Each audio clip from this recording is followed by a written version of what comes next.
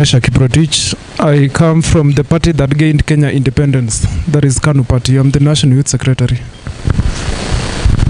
Good morning. Good morning. My name is Yvonne Nyanchera. I'm from the Technical University of Kenya.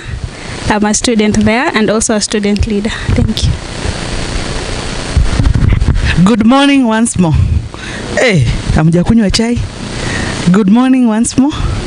My name is Mbula Mutula. I come from Wiper Democratic Movement, the party which is going to give you the next president. And I'm very passionate about gender equality. Thank you.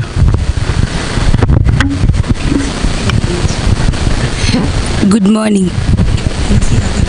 My name is Charity Omwenesi and I'm from Nairobi alumni, and I'm passionate in climate action, SDG number 13.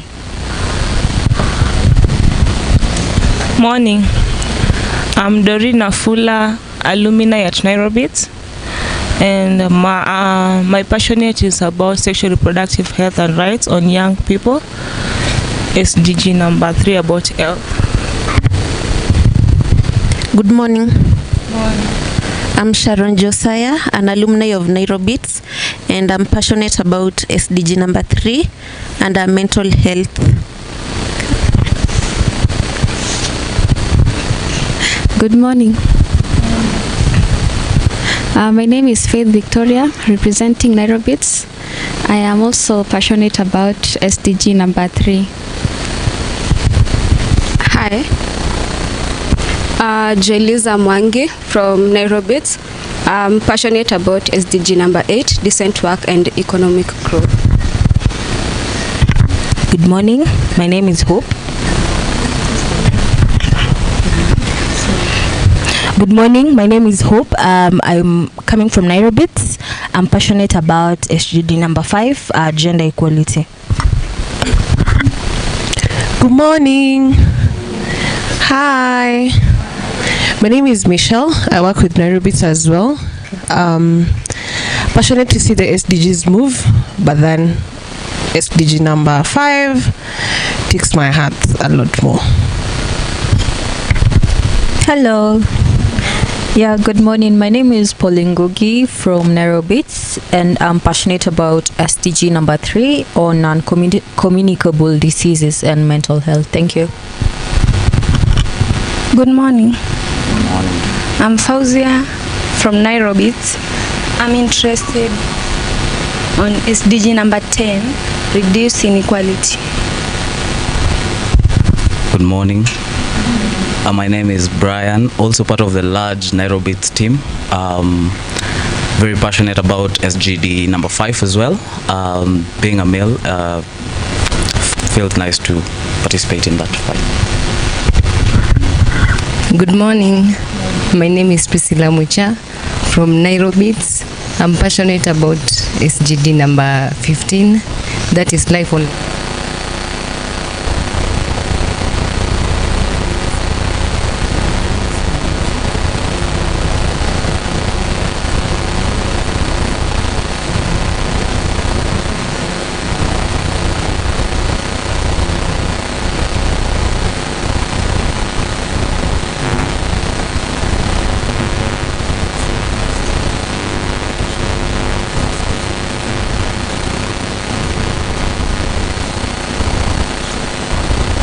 Hi, my name is Esther Viambo from Canada Mathare Education Trust, and I'm very passionate about SDG number 4 and 5, that is quality education and gender equality. Thank you.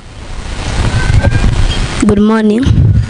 My name is Morino Nyango from Canada Mathare Education Trust.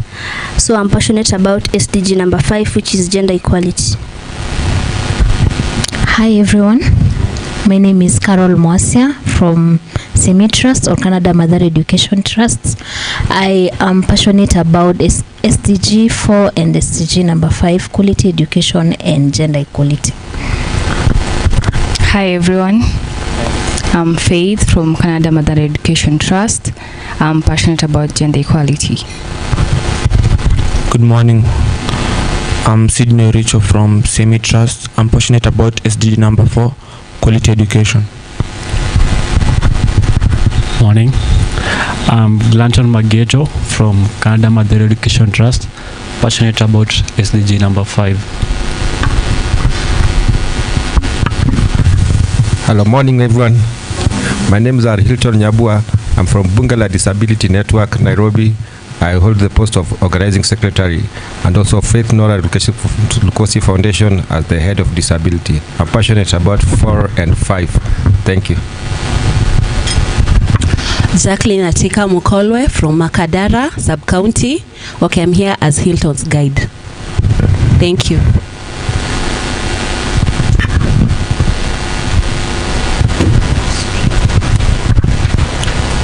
Morning. My name is Nashon Mara, and I'm passionate about clean water and sanitation. Thank you. Hi everyone, my name is Mercy Kuria from the ruling party United Democratic Alliance Party, and I'm passionate about climate action as well as quality education. Thank you. Hi, my name is Ndiritu Lona. I'm a Nairobi alumni and I'm passionate about SDG number 3 and number 5, well-being and good health and well-being and gender equality. Good morning, everyone. I'm Duncan from ANC, Amani National Congress.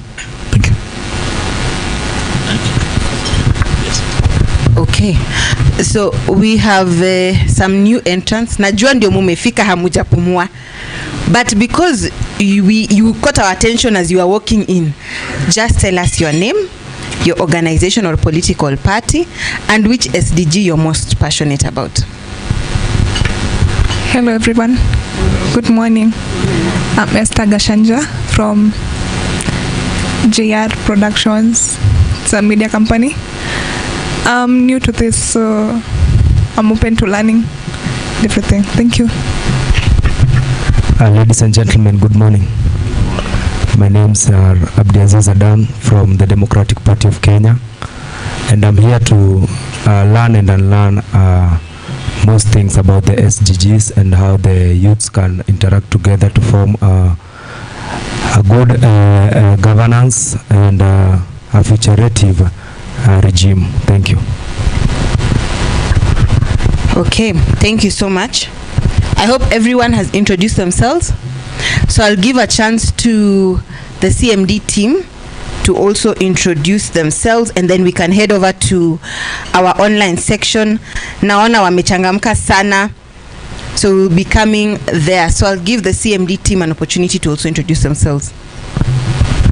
Hello, good morning. Welcome to the event today. Thanks for coming. Thanks for keeping time. So I think I'll start for the CMD. My name is Pamela Inoti. I'm looking forward to hearing what conversations come out today, what you guys are going to say online, even for the online team. Sorry, we were having some streaming challenges, but we're working up to it. So thank you sana, karibuni.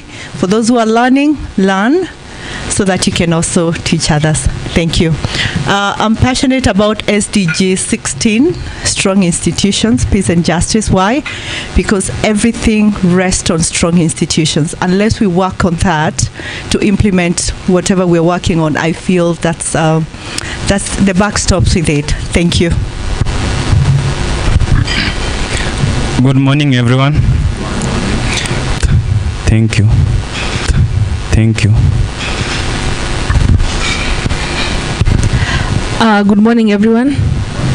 My name is Arbe Duba. I work with CMD Kenya and I'm passionate about SDG number 5, gender equality. Yes. Good morning. My name is Tracy Osogo and I am passionate about SDG 17, partnerships for the goals.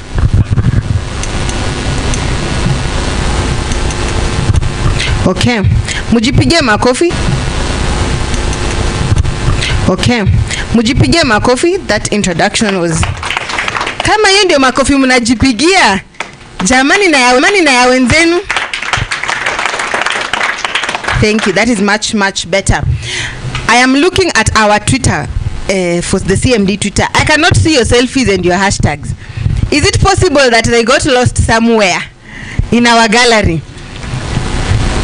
So for those who were not here, we said we are taking a selfie with our neighbor and we are posting it with the hashtag IYD2024. You can tag, if your neighbor is not smiling, turn to the other one. Let them be shown how it is done. I cannot see those selfies. Meanwhile, right here online we have Hadaya. I am told Hadaya ametengenezea watu wa online mbuzi. Hadaya, asante. Ngugi, you can tag at CMD Kenya and at PDF Festival. The hashtag is IYD2024. They are right in front here. Still online, I can see Ngugi Ndegwa commenting. Conrad Kea says he's passionate about SDG number 1. Lydia Sharif, hello, thank you so much for joining us. Rehema Wambua, thank you so much. I can see Talma Okwachi, thank you so much for joining us. Peter Kimodho says, I'm Peter Kimodho Palma from Kakamega County, represent 1. Stephen Otieno from Kariobangi Social Justice Center, Karibu. Lydia Uchi Sharif from Akilidada, SDGs 4, 10 and 16. Daniel Mala from Kariobangi Social Justice Center is passionate about SDG 16. Eunice Okongo representing Busia Survivors Organization. Talma representing Coast Regional Hub Budget Hub is passionate about advocacy around SDGs 3, 6 and 13. Judy Oricho from Awino Love Kenya in Busia is passionate about SDGs 1, 4, 5 and 17. Mildred Anyango from Canada Madare Education Trust, post-secondary scholar, is she says, I am Wezesha Kike Gender Champion, passionate about education and gender equity. Thank you so much to our online team for joining us. Continue to engage with us right there. We shall be following. So I hope, but right about now, I want us to welcome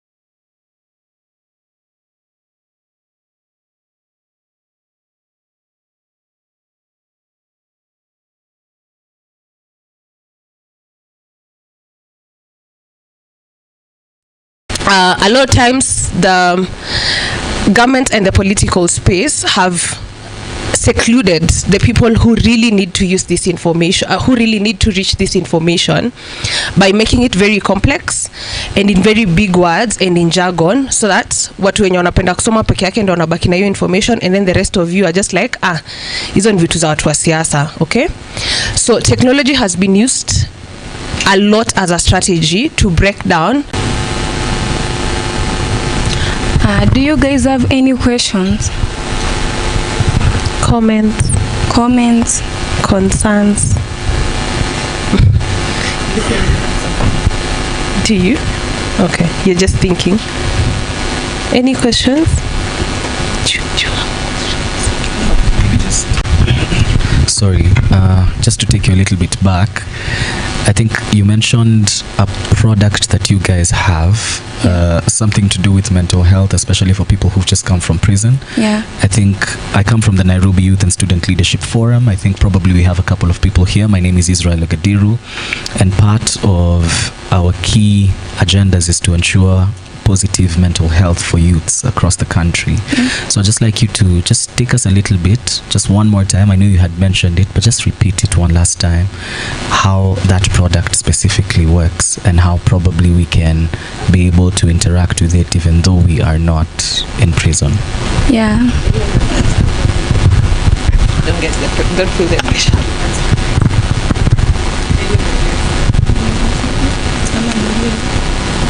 Your product.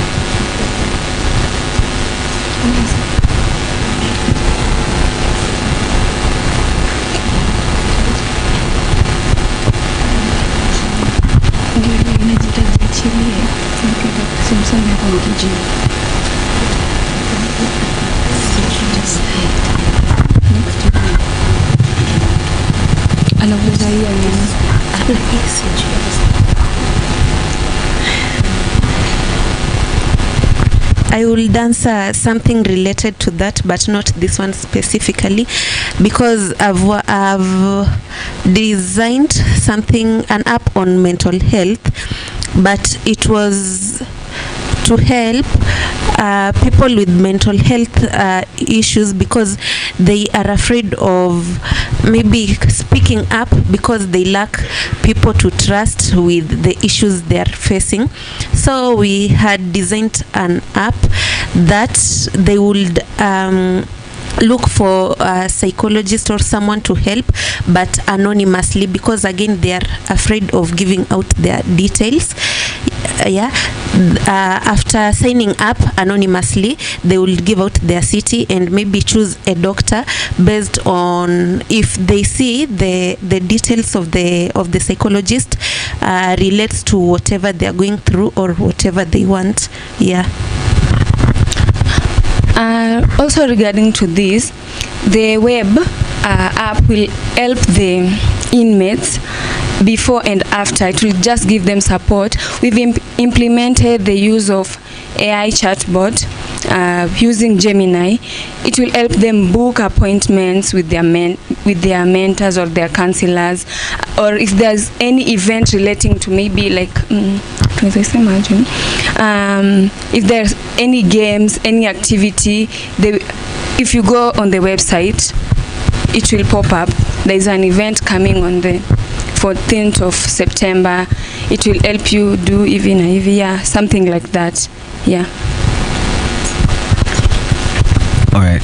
Sorry, I'm asking many questions. It's just that I'm really interested in your product because I think it's good. But I'm just interested to know, how do you get the inmates how do you get them to use the application? And also, how do you get them to access internet? Have you probably talked to... We have also implemented the use of APIs and Africa's Talking APIs. They are SMS and USSD. So if you don't have a smartphone, you can just send us a message. Yes. Okay. I've gotten your question. So inmates are not allowed legally to access technology or use internet, but the application says prison transitions. So it caters for people who are transiting from being a prisoner to reintegrating back to the community. So that's what the solution caters for. And also, if you are maybe you are arrested on a Monday or on a Sunday, then on a Monday ukaachiliwa, then you can also use it. Unajua, like 3 days in cell, it can torment you. So it's like what is going on currently. Do we have any further questions? We are slightly over our time. Thank you so much. The Nairobi team will still be around till end of day. Please feel free to reach out to us to ask any questions and speak to any of these amazing developers and designers here. They can help you create solutions for most of the things you're facing. Thank you and embrace tech. Have a good day. Ruth?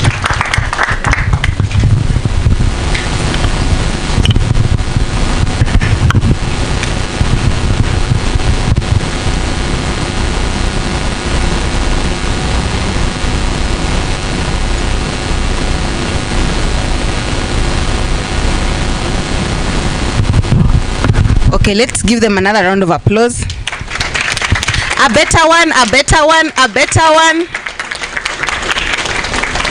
All right, thank you.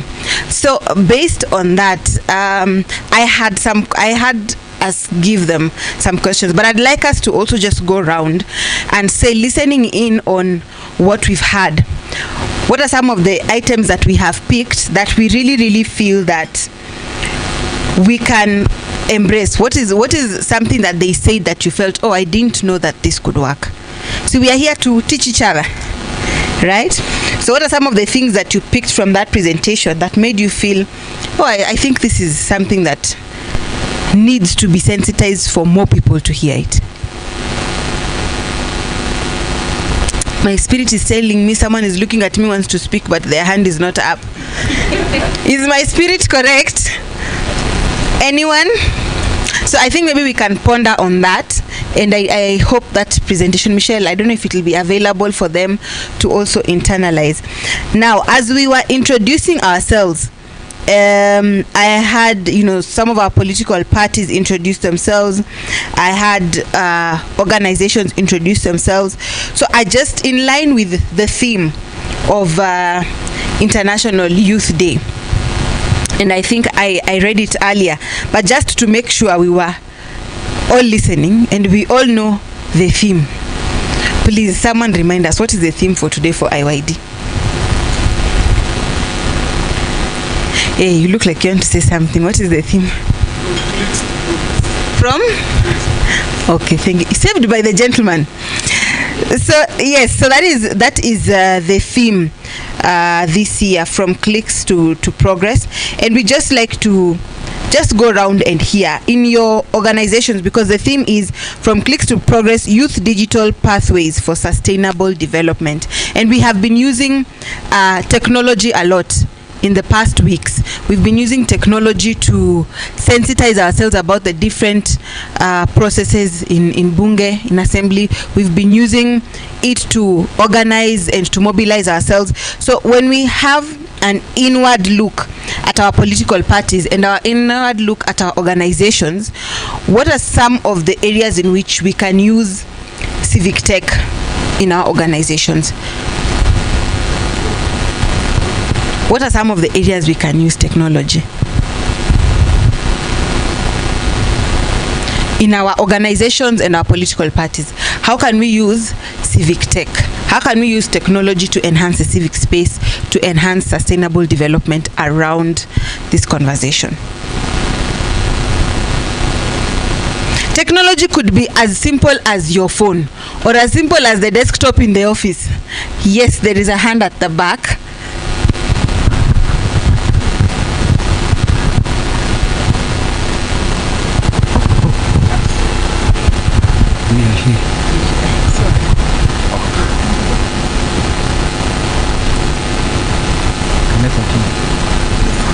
Okay, with regards to the organization I represent, like Bunge la Disability, the theme clicks to progress and technology, how it can enhance through social media. We advocate for public participation within our members and other people with disabilities as well. So it does help a lot. Thank you. Thank you so much. Where is the other mic? I think there should be two. All right, anyone else?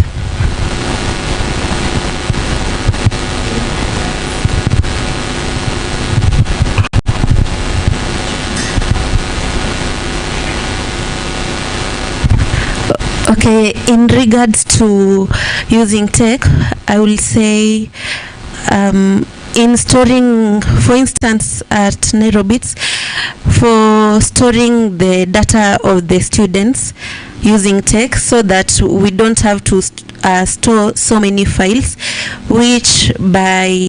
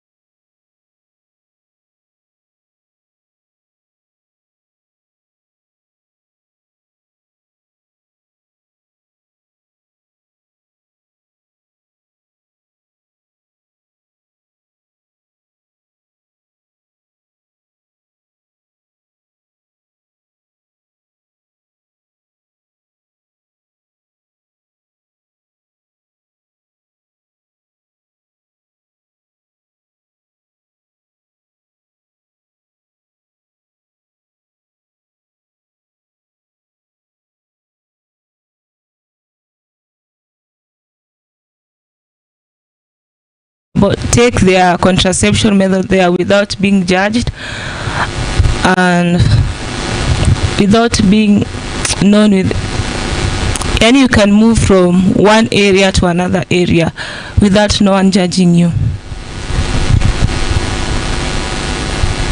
Thank you. There is another hand right there at the back. So what I'm hearing from you is advocacy, isn't it? Okay. So on my case, we use digital or technology in registration of membership. You can have an app that you can use to register members to your political party, and also the young people can as well use social media to advocate for youth affairs in the political party, because we know that young people are very energetic, especially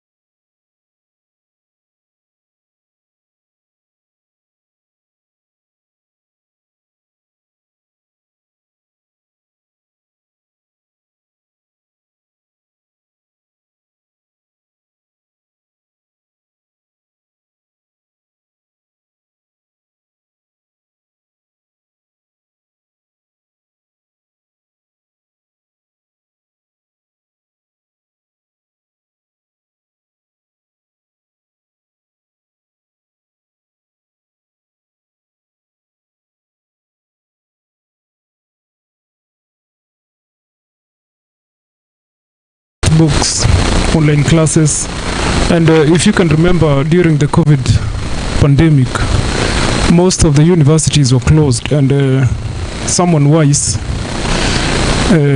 saw it better to transfer all the classes to online platforms. So I think Civic Tech bridges the gap on educational matters. Yes, thank you very much. I'm Calvin Odea. I want to talk on my personal experience with how technology and clicks to progress have actually been actualized in one of the organizations that I'm part of. That is with my leader there, Israel, Nairobi student leaders. So on weekly basis, on a monthly basis, I would say so. There are always mental health sessions, more so targeting youths and job hunting. So that is a session that I think I've really supported most of the youths who do always make different hustles, trying to find jobs here and there. And then the challenges then that also comes with the depression and the stress that job hunting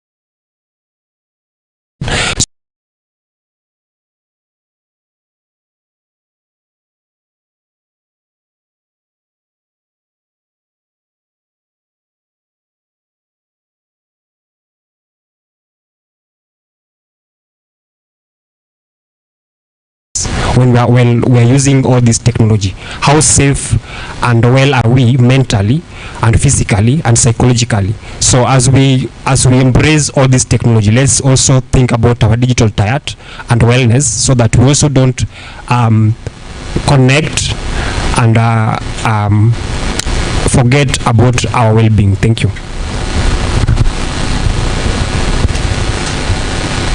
Thank you. I think there was a hand here. There are two hands here on my left. And as we come, you've talked about something very important about safety and wellness of technology, and we'll be coming to that after we pick these two questions. We'll just be discussing about the areas that are not able to access internet, for example. And there are still areas, I don't know if some of us know, but there are still areas where if you go with a phone like this, they will be asking, na hii ni nini umekuja nayo? They might even say, huyu ni Illuminati, umeona hiyo kitu amebeba?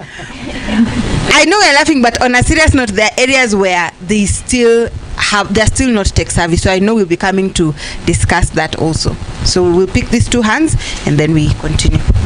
Another key area that I think can benefit from civil tech, as my brother there said, I think is economic development and entrepreneurship. As a Gen Z, like things like job matching and skills, those are very hard things, yeah. And someone like me who is also a developer and a designer, is very hard because all these things, all you hear is they want someone with a lot of experience, 5 years, 3 years.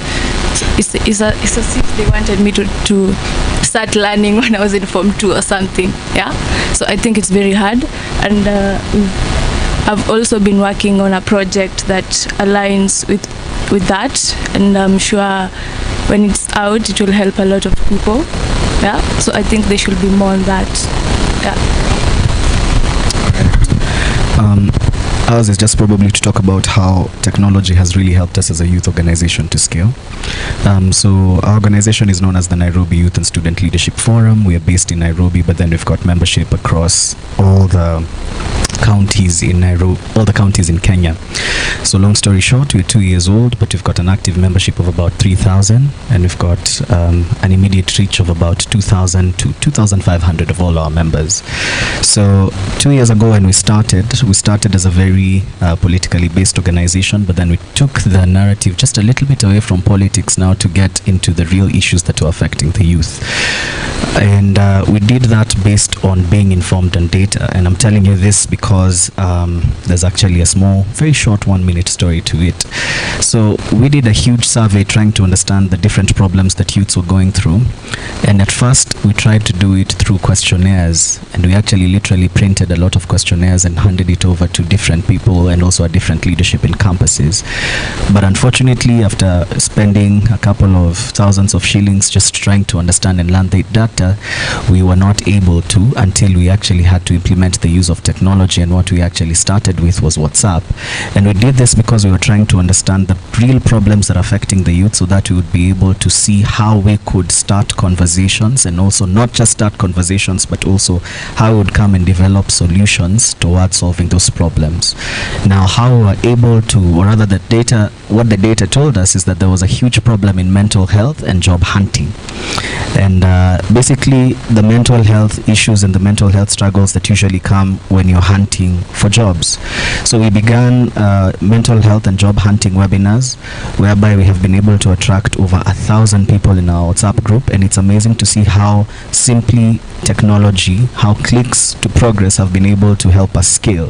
For example, Mr. Calvin Odera, who is part of our forum, I have never met him personally, but because of the ability of just being able to interact with him on WhatsApp, we have been able to communicate, and today we are meeting here for the very first time. And not just him, but we've got thousands of other people. So it's helped us, number one, to scale, to access various places that we have never accessed before. And secondly, it's also helped us to really study and analyze the data to understand the conversation that's going around in the youth space. It is not a secret, because for us, way before the whole, I know this is going to be quite controversial, but way before the whole maandamano kind of thing started to die down, we were informed and we knew, because the data was telling us about 40% of youths, immediately after the finance bill was scrapped out, about 40% of youths actually felt like there was no need to andamana again. So we knew that that would actually lead to probably a negative sentiment towards maandamano, or a really huge and major pushback towards this. So cut the long story short, I think we have really been able to scale simply by the use of data, and we've actually been seeing how Clicks to Progress has really helped us as an organization grow. Okay, thank you for that.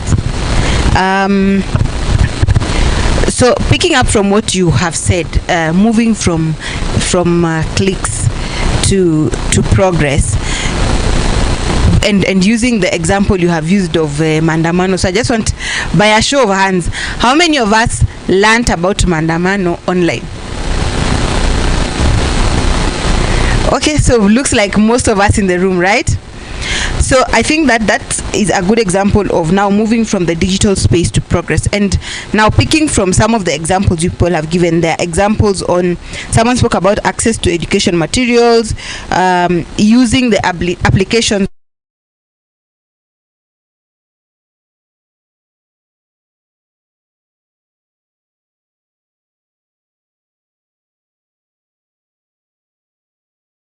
digitally to now implementing them. So how do we move from the clicks to the progress? But before we get there, I had talked about areas that do not have internet and are not tech savvy. In some areas where people have not really interacted per se with the different digital tools that are there. So what are some of the ways that we can ensure, because we also can't say that we are having sustainable development where in some areas they have technology, some they don't have technology. So introspecting our organizations and our political parties, what are some of the ways that we can ensure that there is a level playing field, so that even as we move in the spirit of the SDGs, we are leaving no one behind? You know, to start. That's where the techies come in, and yeah, if there is areas that can't access maybe technology, smartphones, yeah, so the techies use API, which is application interface, yeah, so application programming interface. So this is where, allow me to just put a pause. I need to make sure I am not the only one in this room. How many of us know what API is? Na mumenyamaza tu. Kumbe tuko wengi. So please expound and tell us, what is this API? API is application programming interface. For the application, it's just any software. For the application, it's just any software. So, see, you guys do get messages. Yeah, ama mpatangi message from Safaricom. Yeah, that's what API does. Mumeshika kweli? Actually, I have an issue with Continue. Yeah, she's explaining, but I gave me a lot. So we talked about areas where internet, connectivity, so where the software okay. Okay. I think so I think we will allow them to explain, because I know even for areas where there is no technology, unaweza pigia mtu simu akwambie hello I can't hear you, but when they get M-Pesa they'll tell you nimepata. So I think that is what she's trying to explain, so that then we know how exactly does that work. So let's hear it from them. We might learn something. Explaining more of the technical part in simple terms. If your phone ataka Tululu, so the APIs they help in USSD codes. *144, those are USSD codes, and also there are now the SMSs. You can, that's how remote areas without internet access, but they have the small phone, can still access information. Yeah. It's a website broken down into an SMS and USSD. Okay. So I hope that is well understood. For those who don't know, Katululu is not a techno, please. Katululu is okay, but that's on a light note. So I don't know if you had finished your point. You had? Okay. Okay, so I'm trying to answer the part where you asked how can we ensure like the very remote areas get access to technology, internet, and even network. So I can say like Nairobits, what they have done, what I have seen them do is they take centers to those very remote areas. So yeah, so and also when they take centers there, they provide laptops, they provide my files, and they teach you from the very, very ground basics, from how to use your phone, how to use Google, before we start talking about mobile development and design and all those things. We have like a base thing. So that's how Nairobi has been able to reach the very remote areas. So when they open a center, let's say in okay, any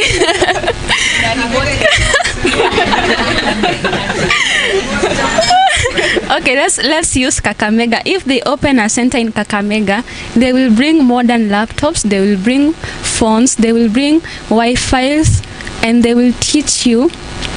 And they also target the younger ones, because you know, if you teach one person, that one person benefits, then he or she teaches someone else, and they refer the center, and that's how the community grows. Yeah. All right, I want to hear from this side also, Menyamaza. Okay, there's a hand right behind there.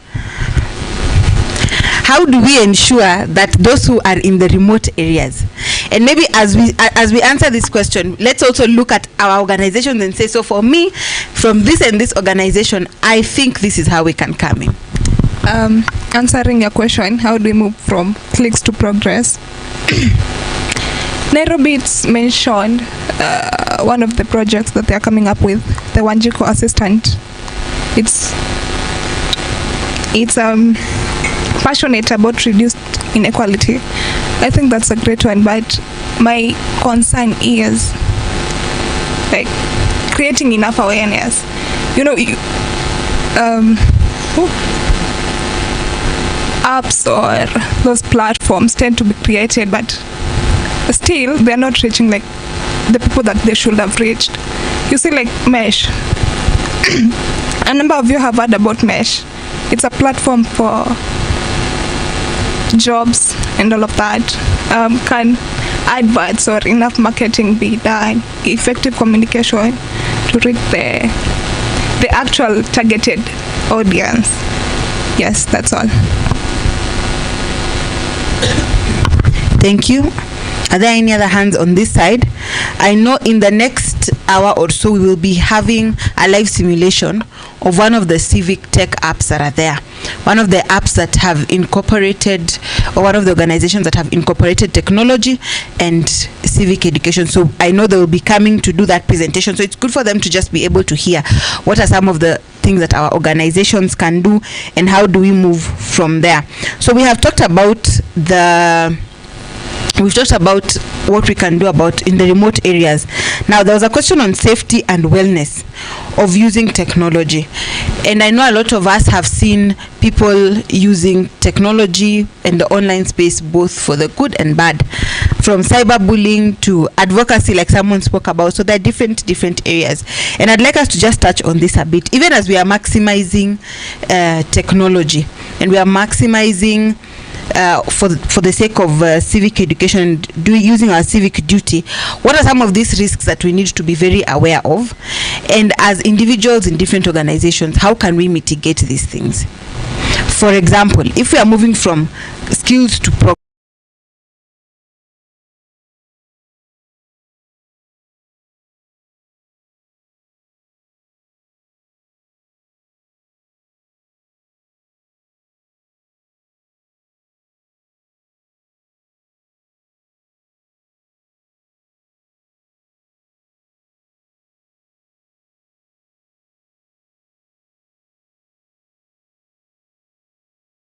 because someone might just be unhappy with me and they go after my accounts online. So how do we ensure that that space is safe? Okay, so I'll start here. I think I'll go with what I normally do. The use of utilizing the block and the mute buttons. And yes, in case something is not I think nourishing to yourself and all, it's not like building you, or the person has been consistently on your DMs throwing matusi hapa kule. That can be really frustrating, and you can start with maybe unfollowing, the mute button. There's also the blocking button in case it gets worse, and also consistently just doing social media detox, where you get to unfollow pages that maybe you followed in a particular season, and in this particular season they are no longer working for you. Yeah.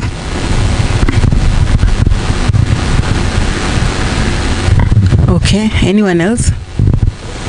From the way you are quiet, it is like you people are online gurus, eh?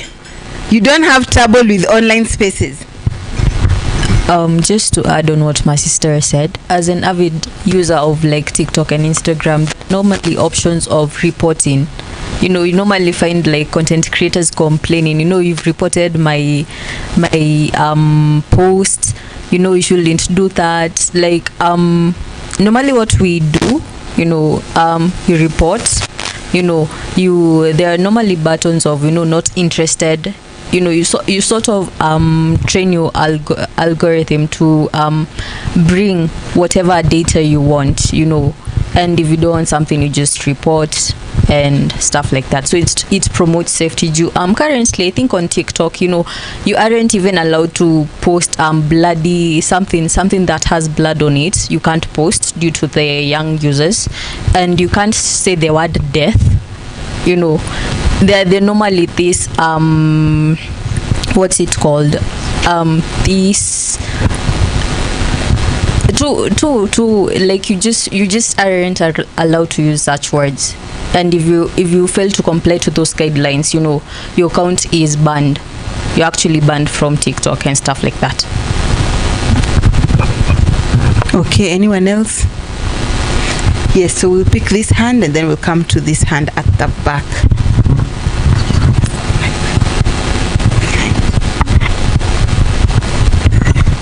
Well, yes, thank you once more. So when I was referring about digital wellness, so this might be controversial, yes, but we might all have noticed that how addictive digital media is, and how once you get into one social media handle or app, you will be getting there for hoping to spend only 2 minutes, only to find you have spent like 3 hours. So we, in one way or the other, we might have actually found ourselves in such a scenario. So when we talk about creating apps and wanting people to onboard on these apps, how well do we also ensure that the people that are online, they could be safe? Yes, like my sister there is talking about the sometimes not being allowed, so that will make them very safe. But how healthy and well are they mentally as they use these digital devices? So as the world is embracing all this digital consumption, one of the most interesting things that we also have to agree is that we have to focus on our wellness. And I agree with Israel, like he shared about the data. There's sufficient research and data that also indicates that there have been deterioration on mental health among the Gen Z, people born around 1998 to around 2010. Yeah, there have been instant mental deterioration. So as the consumers of this digital content, how well do we also curate or also ensure that we are safe by actually deactivating or staying away from the digital devices for some times, just to regain and to refresh? So these are intentional activities that we also have to incur as we develop these devices, so that we also don't get just consumers, but we also get people who can actively engage and reason without being manipulated online. Thank you. I think there's another hand here, so we'll come to you and then we'll come back to you at the back.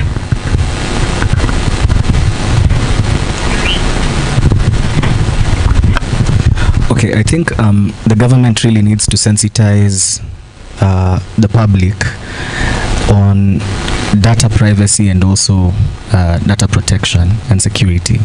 And when I talk about that, I'm also talking about the penalties that should also be given to people who take your personal data and use them negatively. And why am I saying that? It's because I think a year ago, a friend of mine, the ex-boyfriend, released her nudes. And so we tried reporting the matter to the police, and so the police sent us to the, I think, data agency. I can't remember the name of the data security agency. And then the data security agency, what they said is that you guys need to share those pictures with us so that you're able to authenticate that truly, yeah, for real, so that they would be able to authenticate that truly this and this happened. And it was very unfortunate for her because we actually had to, like, of course, block what needed to be blocked, and then she attached and sent. I can tell you 2 years later till today we have never received a response on that.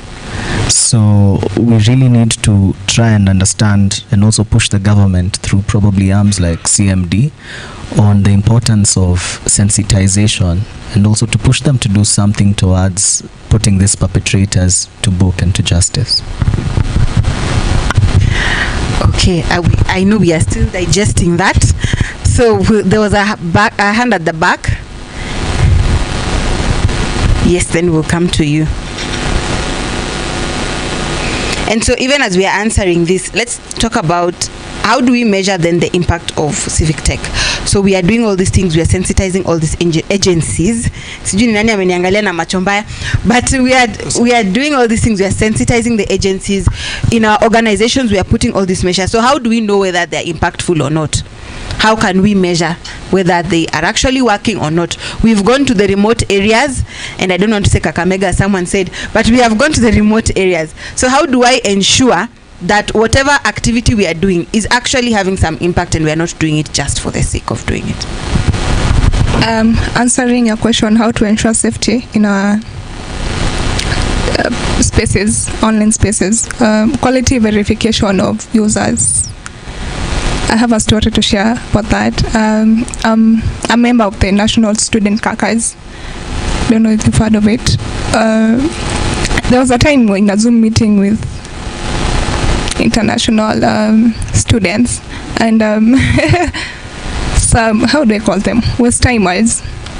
I don't know how they accessed our space, and they were bringing some very, unwanted things there, like porn and stuff.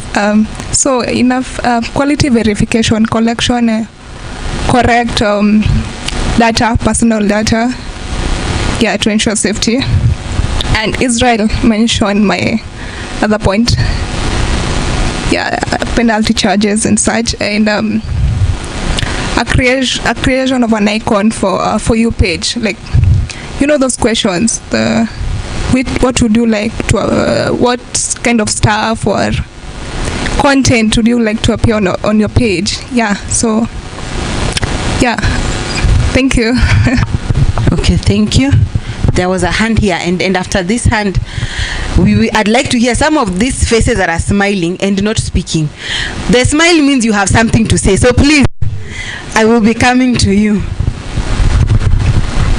So in curbing that particular problem, Nairobits is part of a coalition with IREX called Transform, which actually fights TFGBV, which is tech-facilitated gender-based violence. And from what I've heard in the room, most of what the data is used to do is basically violence in a way. So Nairobits, being a tech company, has partnered with IREX for the Transform project to curb such things through dissemination of how to put on good passwords, the two authentication, using VPNs and all that, just to protect your data, and also disseminated knowledge to youth and women, especially in STEM and in the political spaces, who are mostly the victims of tech-facilitated gender-based violence. So that is what Nairobi is doing in terms of curbing that particular problem. Okay. So, like I said, there are smiles that I am receiving. And I know it means you have something to say. So before my spirit leads me to you, please share with us, what are your thoughts? How do we measure the impact of all these things we are saying need to be done? You have gone, you have trained people. You have gone, you have put up the centers. You have used the app, like someone said, to register members. You have, I know for political parties, it's manifestos. For organizations, is by currently we are having our ongoing grassroots elections, and when we look at the turnout of the numbers of people who are registering for those elections, more so in the areas where we didn't quite have such a following when we started out, we can say the numbers are good. Like Mombasa, we have over 4,500 people who have registered. So we believe what we are doing, or the work that we are doing, is having an impact. Yes. Okay. Whether you did a good job or not, so that one will make you measure whether you did a good job or not. So that one will make you measure what you did, whether you succeeded or not. Thank you. Okay, thank you. As I come to the hand at the front, I have a question. So in 2022, a lot of people were saying, as they are sitting in the house and they are checking, they would find that they are members of ABC party. Maybe they have never registered, they have never even known that maybe that party exists, but they find themselves members. So I know our political parties have said the political parties work with numbers. So me, if I find myself in a party that I have never heard of, or me who has never even registered for a party, is that part of civic tech? Or is it illegal? Is it legal but unethical? Where do we place it? Is it part of protecting our data, or is it, or are the political parties justified? Or do you, or that is what we call hypothetical questions, don't need to be answered.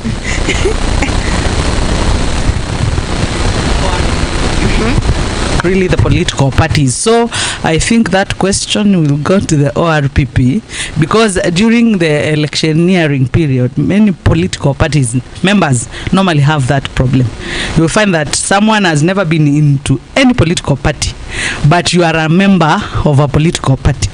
But I can as well say it is, I think it's the civic tech somehow, because some members, if a political party needs members urgently, they can go somewhere, buy a data which has your number, and then they are put in that political party as members. So it's upon you to keep on checking whether you are a member. Then if you are, can go and complain to the ORPP or get out.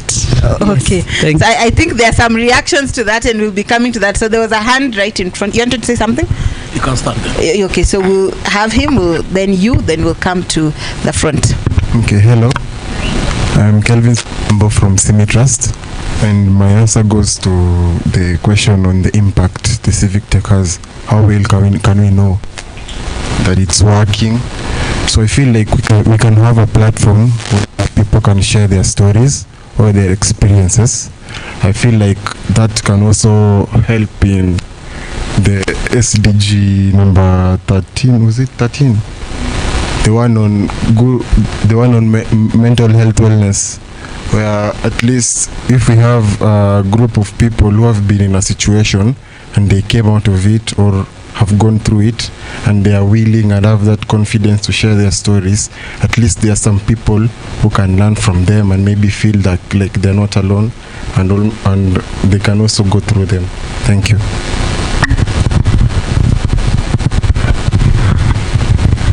Yes, go ahead. I think as political parties, as my colleagues have said, we work with numbers. But if you check with the office of RPP, things are really improving. In that if you may find yourself in a given political party, it's within your ability or even your rights to deactivate your membership in that political party. So there's nothing to fear about. You can just deactivate it and you're aligned. But with us, we work with numbers. If you get an opportunity to have your number, That's your ID and your name. You can just enlist in the political party. You're not liked. You'll be our member. Thank you. We were to come to the hand at the front.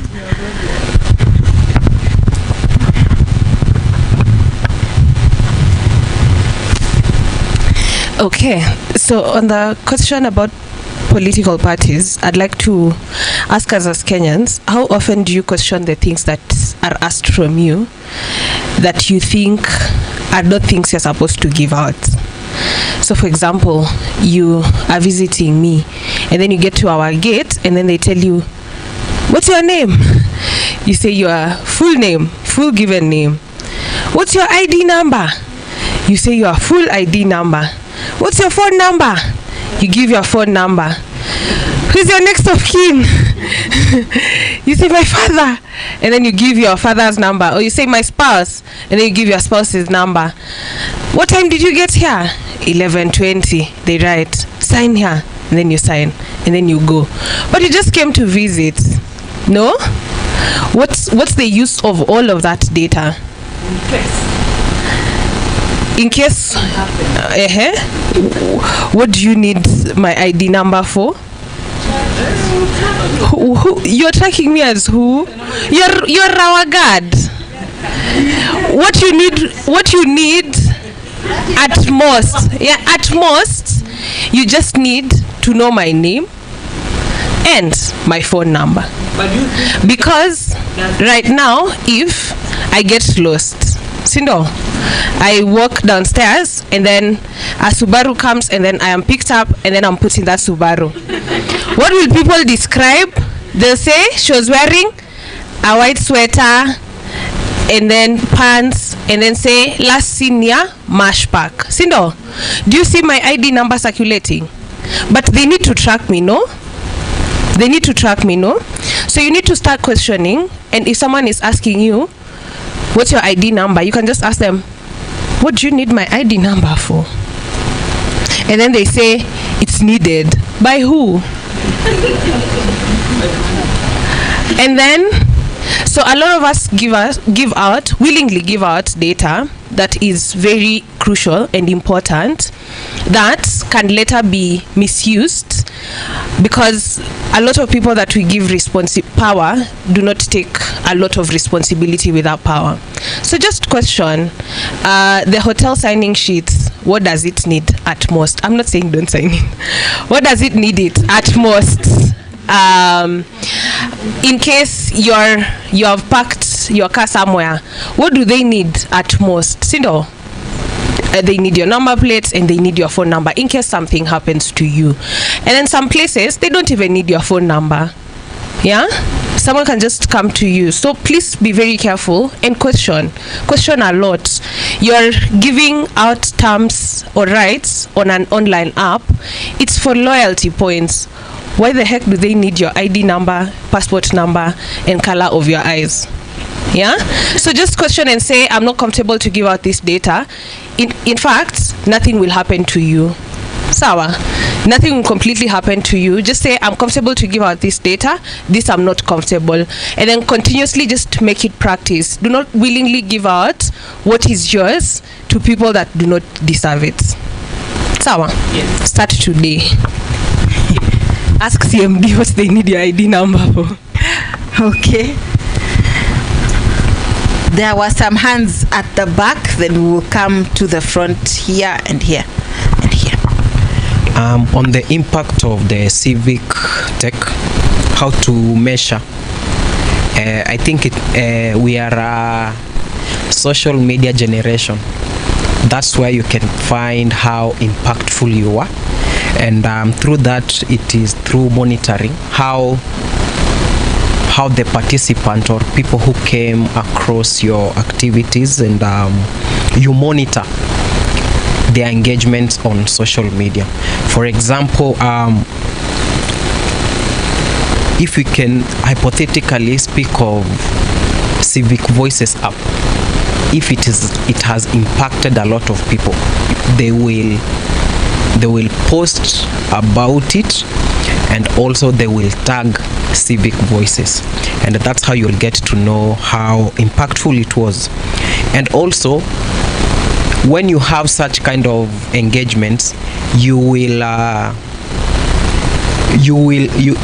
know how impactful it was on the numbers, how people they have attended the second engagement, second meeting, and such meeting will give you, you'll have to get testimonials, feedbacks, how to do it better, and yeah, that's how you get to know how impactful it was. Thank you.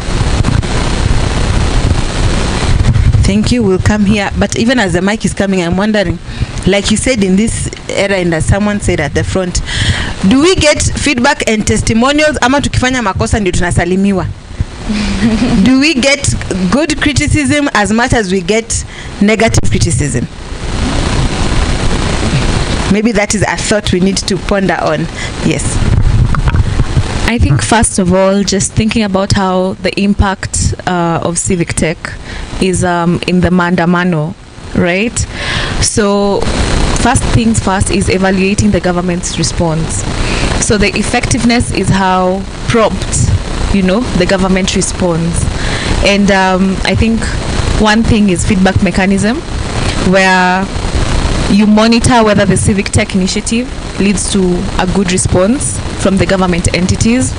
And then the second thing is policy impact studies, like you conduct studies to assess whether civic tech initiatives influence policy decisions or lead to change in public services. So I can say it is mostly multifaceted, where it needs user engagement, the government response, government responsibilities as well, inclusiveness, and long-term effects. So one thing about civic tech is I'd probably talk about the Maandamano. Something from TikTok causes the president to do something. You understand? Yeah.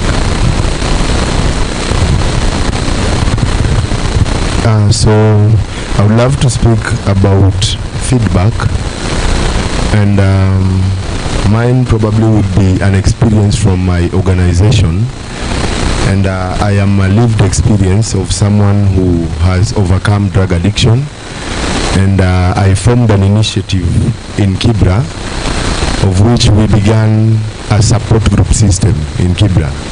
And then we used the social media handles to post whatever it is that we had, this Moyale, Marsabit, see what we were doing.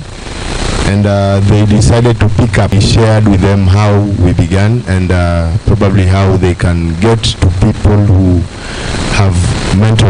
And I'm happy to tell you that they formed groups in their respective areas, and there was how we would measure the impact. We have the numbers, and we have many groups forming around Kenya. So that is one way that we use social media to impact the people who cannot get access to tech services. Yeah. Yeah, right here in front.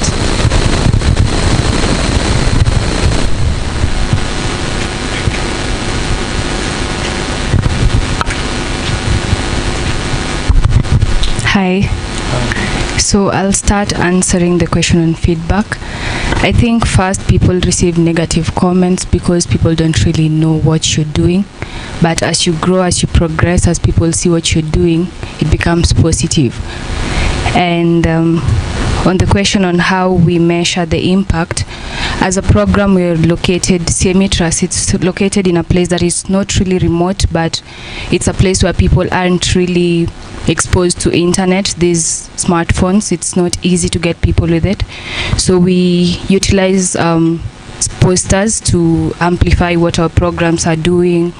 And how we measure the impact is we look at the number of people who are going to apply for our scholarships. We also look at the numbers turning out for our walks. We organize walks. And also the genders who turn out for our programs or our sessions. We also look at that because we're also passionate about gender equality and the changes in the story shared by the students. Yeah, so that is how we measure our impacts. Okay, Thank you. I can see we have a hand at the back, but I want us to take a quick breather, right? All of us have a notepad and a pen, isn't it? So in just 3 minutes, I want us to dream, okay? Just draw or write on your notepad. What is a civic tech idea or a trend that you would want to see being used towards advancing sustainable development, towards advancing our civic duty? What is that technology that you would want to see? What is that app that you would want to see? If you want an app that just speaks instead of, for those who don't know, who can't sleep and they use the rainfall. If you want an app that just tells you about the constitution throughout the night, that is your dream. Write that. Draw that. So let's dream. What is a technological trend or an application that you would want to see that would advance your civic duty as a citizen of this country? What is that app you think needs to exist? What is that innovation that you think we need to introduce? Just look at the inward gaps that are there in our governance space, and then think of that technology that you think can actually help. Na tusitumie ChatGPT. I can see some people really very busy on their phones. Tusitumie hiyo kitu. Let's be creative. What is it that you would want to see?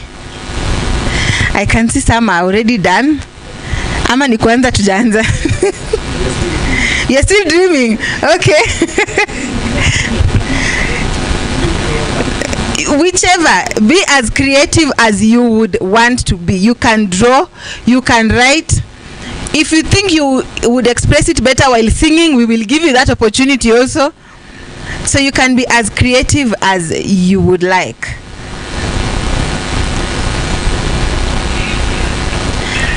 I can see some are peeping into their neighbors' notepads. I don't know if that means you are mind reading or you share the same thought.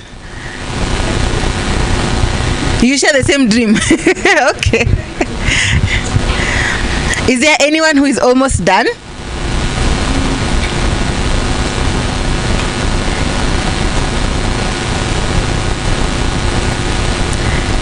With the answers and the questions you are giving, I know we are creative.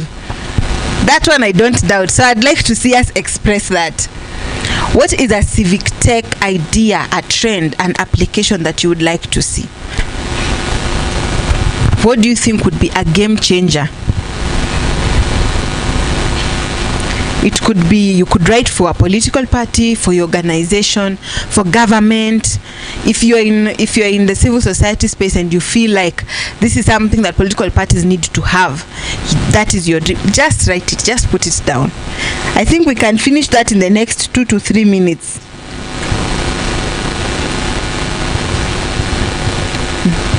You have a question?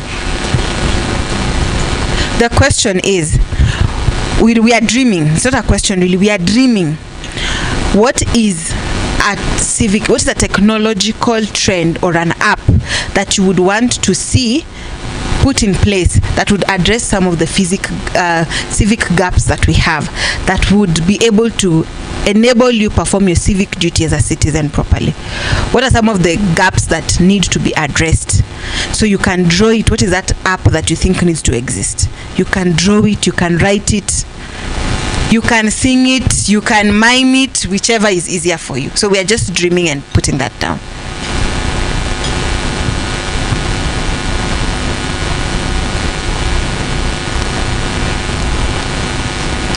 We have about a minute to go.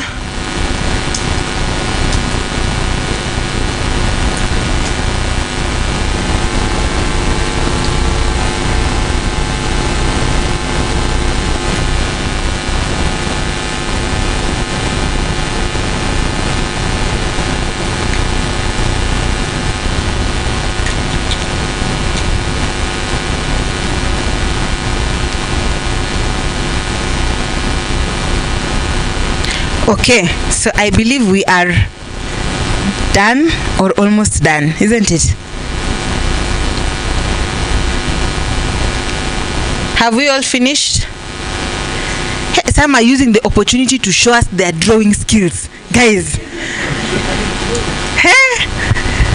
Okay, so we will be able to share those drawings as well. So just anyone who would like to share on what they have dreamt about, what they have put down. Okay, so we'll pass the mic this way. I'll start at the back and then we will come to the front. Just share what some of those ideas are in just a brief moment so that then we can get to hear as many people as possible. Okay, my idea is an app that translates the braille, because when you've not gone through the sign language studies, we can't really read what is written on the braille. So my idea is an app that translates what's been written on the braille, and another one is an app that translates or tells us about the traffic lights, because you find we were taught about the red, green, and I don't know if it's yellow, but at some point last year I couldn't tell what really red means. Yeah, so an app that when it's red, it tells you now you can cross the road, or now the driver can drive, and then also tells us routes whereby there is traffic, because I've once gotten late to an interview because I was heading to town, and Ngong Road is always full of traffic in the morning. So an app that I stay in Ngong Road. Please go on, you are protected. I can tell you which maybe can direct you on which road to use, maybe when you are around Ngong Road, without using the main road. Thank you. To this hand in front here. Okay, so my dream is to see like the government and key organization sectors implementing or embracing Web3. Yeah, so that's blockchain, Web3. So it's, have you heard of blockchain somewhere? Yeah, so Web3, it's a technology that takes power from, okay, it distributes power, it doesn't take power. So instead of the government, or let's say the bank dictating what you are going to withdraw, and they keep the records, it gives you the power. And in the case of the government, instead of the government controlling the banks, the business sector, the agriculture sector, and everything, it gives you the power. And also it's good because it keeps records, and you, the individual, you are the one that's accountable for it. Yeah, so it will promote integrity, which is something I will really love to see in our country. Yeah. Okay, today we will learn new things. Mumefunzwa gani tena? Web? You are not listening. Have we heard what she said? Okay, so there was a hand here.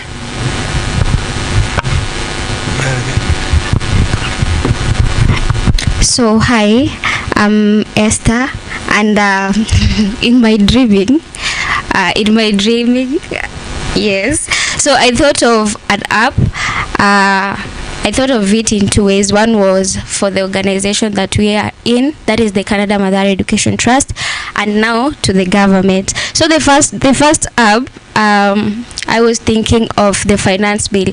We need an app that can translate anything that has been made by the government into different languages, because we have parents who are not understanding, for example, English. So when we get an app that translates everything that is happening in the government, we'll be in a position to ensure there is some, how can I phrase that? There is that aspect of we citizens knowing what is going on in the government, so that we can avoid what has been happening currently in Kenya, and that has made most of the youths die. And the other one is for the Canada Mathare Education Trust. So in Mathare we have bright but needy students. We always have criteria of choosing the scholars who are going to be part of our organization. So I was thinking of an app that we can just get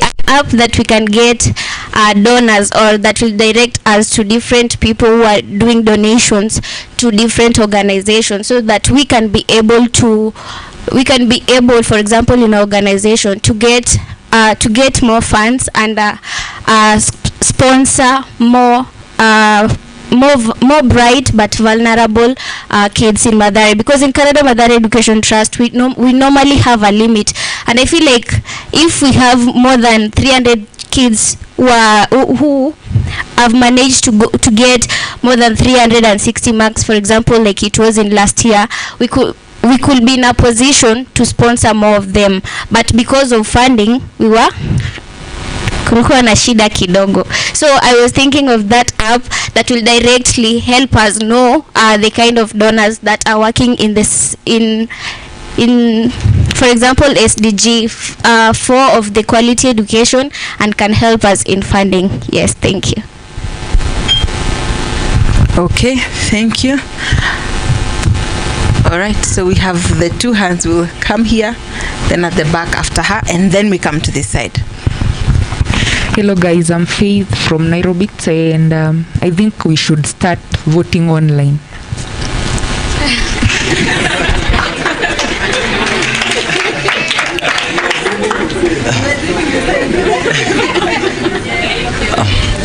Hello. Mine is not my dream. It's already an existing app.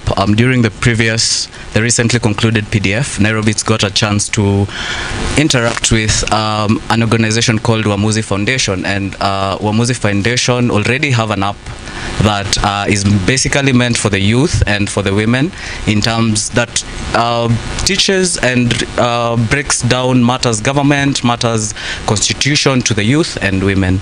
So mine is just to let everyone know that there's already such apps which can be utilized. One of them is the Wamuzi app. Thank you.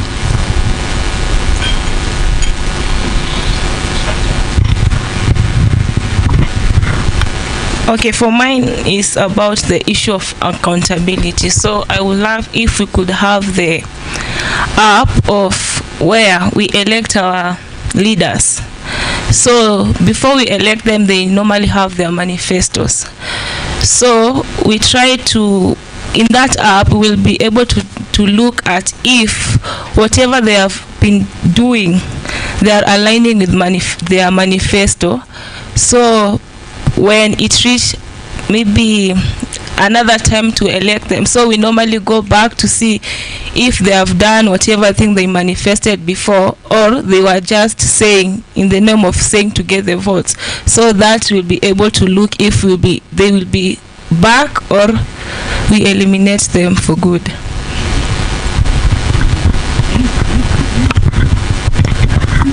Thank you.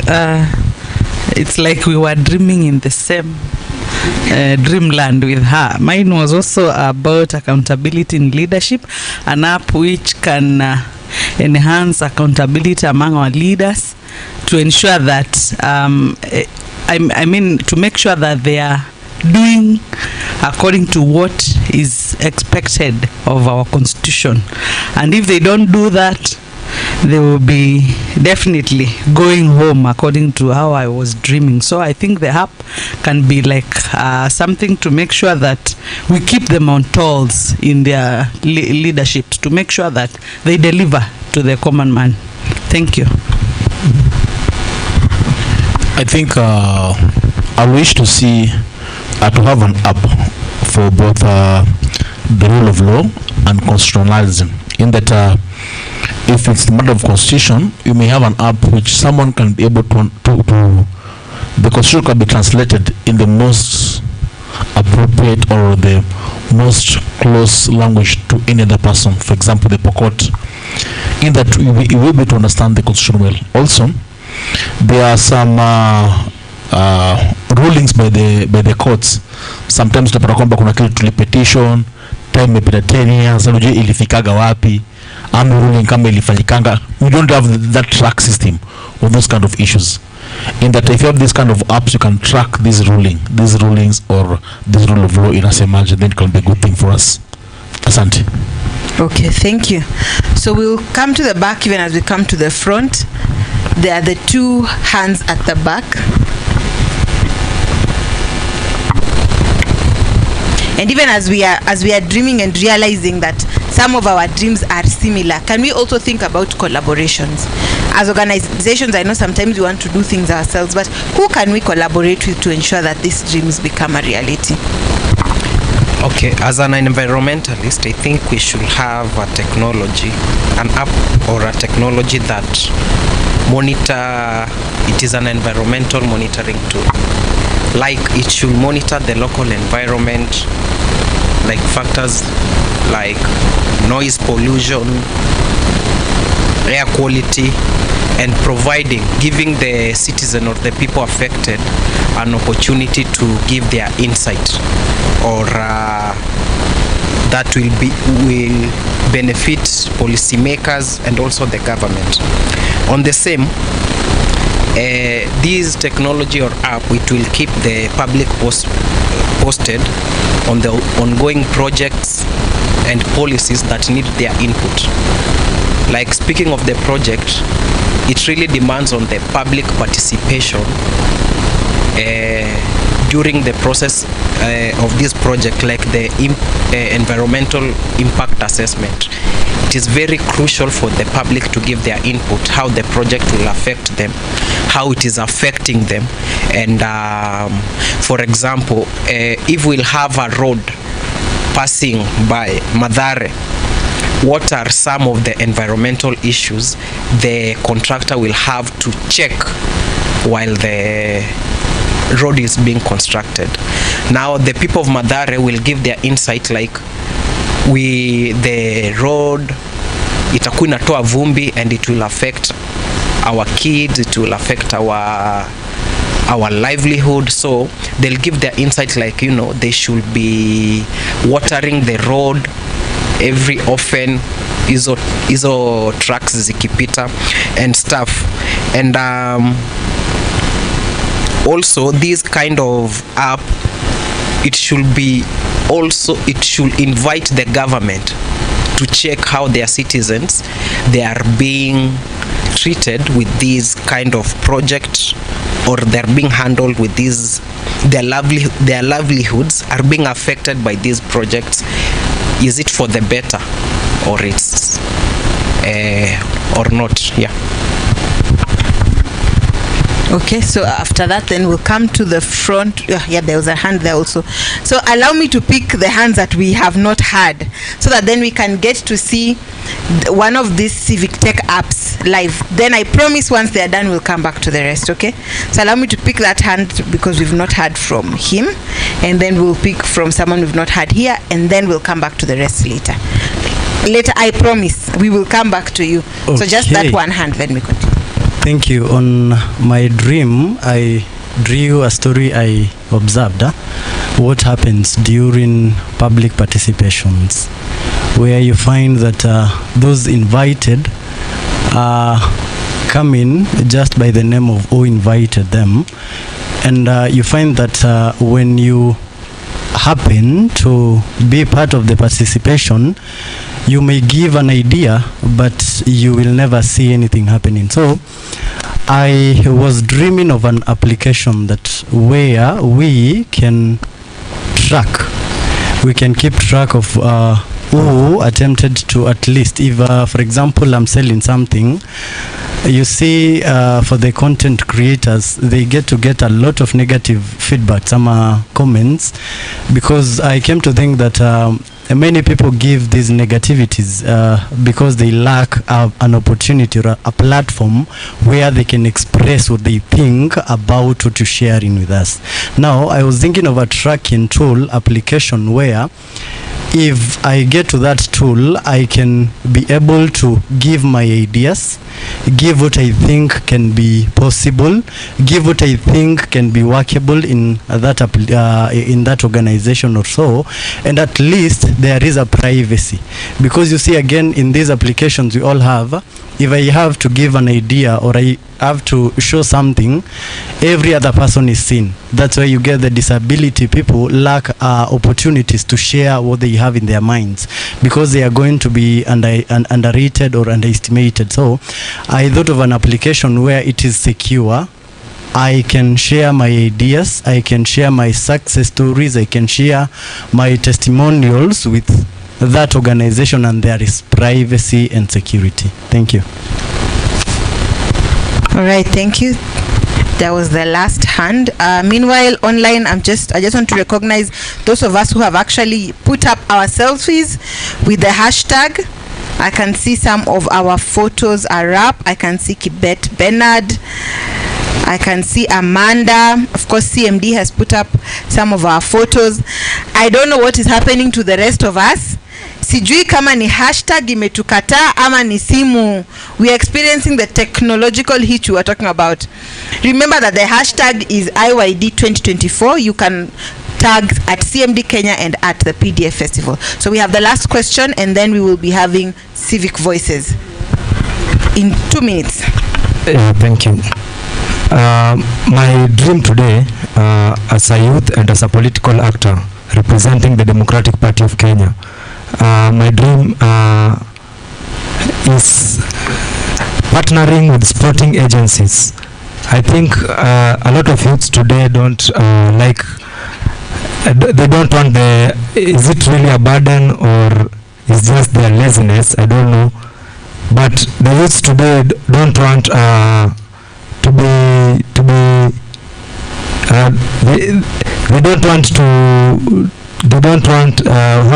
can I put it, complex contents or complex informations that have not been broken down. They want things that they can consume easily, and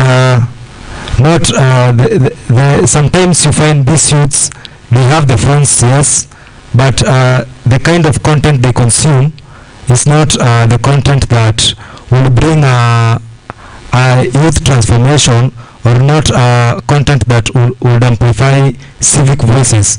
So I think when the youths or when we partner with these sporting agencies, we'll bring a good number of the youths on board, so as we can discuss and engage in an effort to build a solid application of civic voices. Thank you.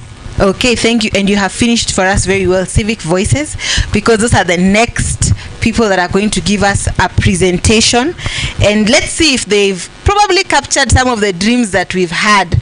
So we will welcome them, and as we welcome them, allow me to thank Nderitu Lona. We can see you on X, we can see your post. For those who've not been able to register, please just put up your hand and the registration form will be brought to you. So let's give a warm round of applause for Civic Voices. We can do better than that. We can do better than that. Thank you.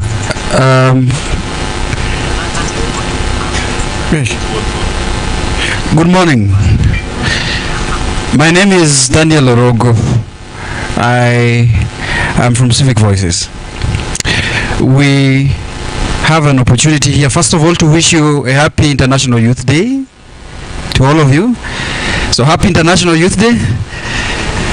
Happy International Youth Day to all of us. Oh, guys haven't taken we haven't taken breakfast or so. So I am privileged to be joined here with my colleagues.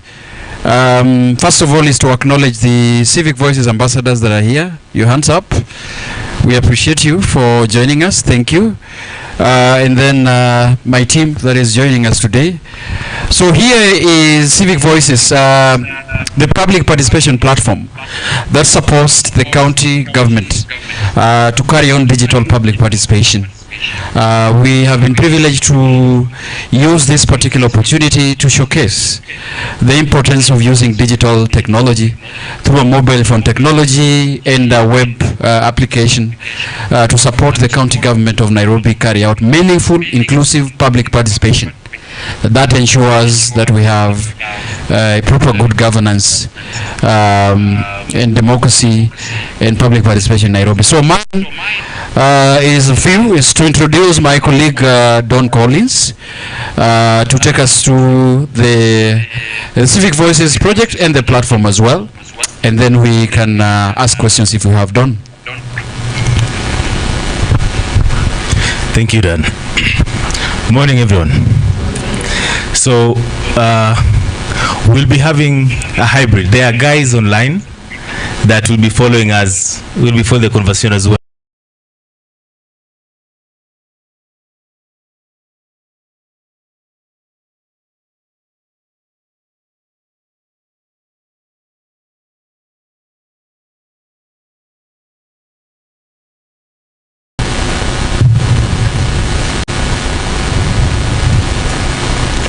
Oh, I think I'm muted.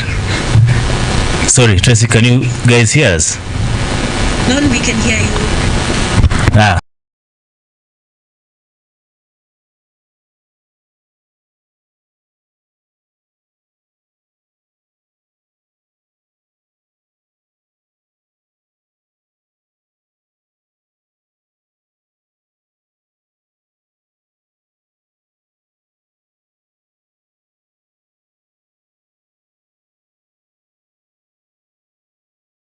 Through tech. So Civic Voices is a digital public participation platform. Now, I'm trying to see the best place to stand, so I think this side is better.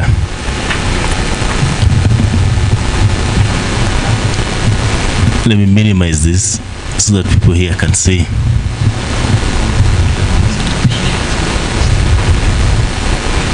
They cannot hear. Okay.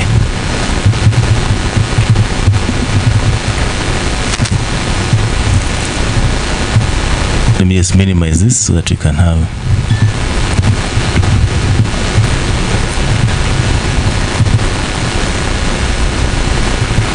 Okay. Let me just share fresh. Guys from the other side cannot hear us.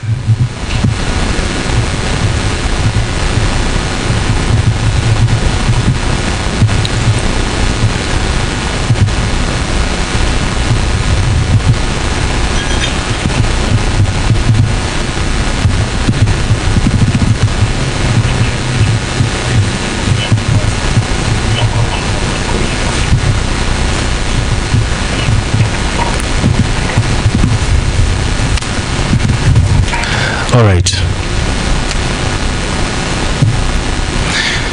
So Civic Voices is a digital platform for public participation. On Civic Voices, basically, we can learn about, engage, and contribute to proposals in policies, laws, and development initiatives that have been done by our government. Currently, we are working with county governments, specifically here in Nairobi, we're in partnership with Nairobi County, and we're supporting them in running public participation, through tech.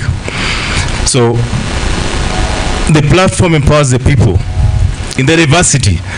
By that we mean women, youths, the elderly, persons with in their diversity. Anybody who can access a platform, who can access anything that can access the internet, should it be PC or a mobile phone, can access the platform.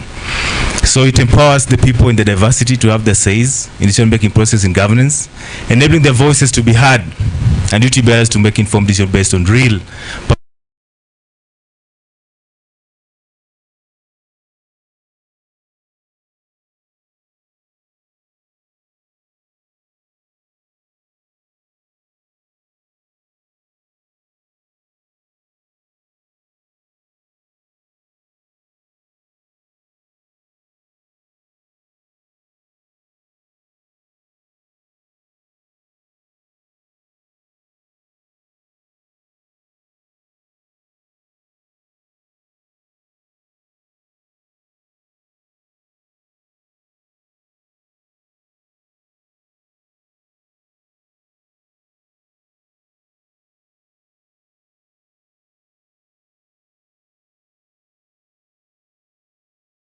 Now,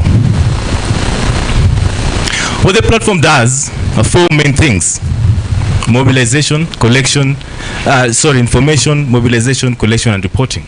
And the bulk of the work comes here at information. Why? Because if you don't know what's going on, you can never give your contribution. You can never attend such engagements. If there are many people who don't know that there's this conversation going on today. If they knew, they will be here. You see? But only people who knew that this conversation will be here are here. So the biggest burden lies at information. Do people get the information? Information is power. If you don't know what the county is talking about, what the national government is talking about, or the proposal they're making, can never engage. So once those are informed, mobilization of targeted populations. Different issues affect different people differently. Can we target that those specific people that are affected by those things directly cannot miss those conversations? So what you talk about targeted populations, mobilizing them, through the digital means to attend such discussions. Then when everybody is having those, how do we collect those views, right? Most of the time, who has attended a public participation forum recently in here? Yeah. How do they ask whether people support or oppose a particular proposal? Si wanainua tu mikono. Watu wangapi wana support? Watu wangapi wana propose? So if somebody says, tuseme watu 20 wameinua mkono in proposing or supporting, watu wawili ama watano wame oppose, and then the person moderating then says, oh, people have said yes, it becomes a challenge, because then the collection will be biased. But if we have a digital means of collecting that, you can be able to say, okay, this number of people in this diversity say this is where they come from, this is why they say they support or oppose. So you can collect such disaggregated data that can help make informed decision. Then after that, getting feedback from public participation. And how many people have ever gotten feedback from public participation that they have attended in entirety? Hiyo pia ni shida. And what happens here is when you attend a public participation, you don't get feedback. You attend another one, you don't get feedback. Utakuwa na nguvu ya kwenda to the next one. So you get fatigue. So the people who are really supposed to help make such decisions then won't come, because there's that participation fatigue that comes when you don't get feedback from what has been discussed. So why civic voices? As civic voices, we believe that equitable, they don't have to read word by word. Equitable and accelerated development of our communities can only be achieved and sustained if people worked hand in hand with the institutions of governance, both locally and nationally, each playing their part in trust and commitment towards a shared goal for prosperity. If government has the best initiatives, but they don't engage with the people in those things, they'll never come to fruition. If we, the people, have the best initiatives or best ideas, if we don't engage with our governments, then they'll never come to reality. But if we engage, because this is our community, this is our country, this is our county, sharing the vision and all those things, then we'll be able to achieve more than if we work isolatedly, because most of the time public participation has been done from a fault finding kind of place. Serikali wanagonga wananchi, wananchi wakipata nafasi wanagonga serikali, and nothing comes good out of that.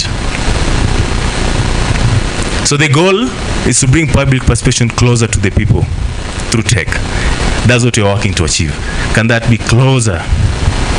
Yes, county is trying. Sometimes wanafanya at the county level, at the sub-county level public participation. They are working to do it at the sub-county level, rather at the ward level.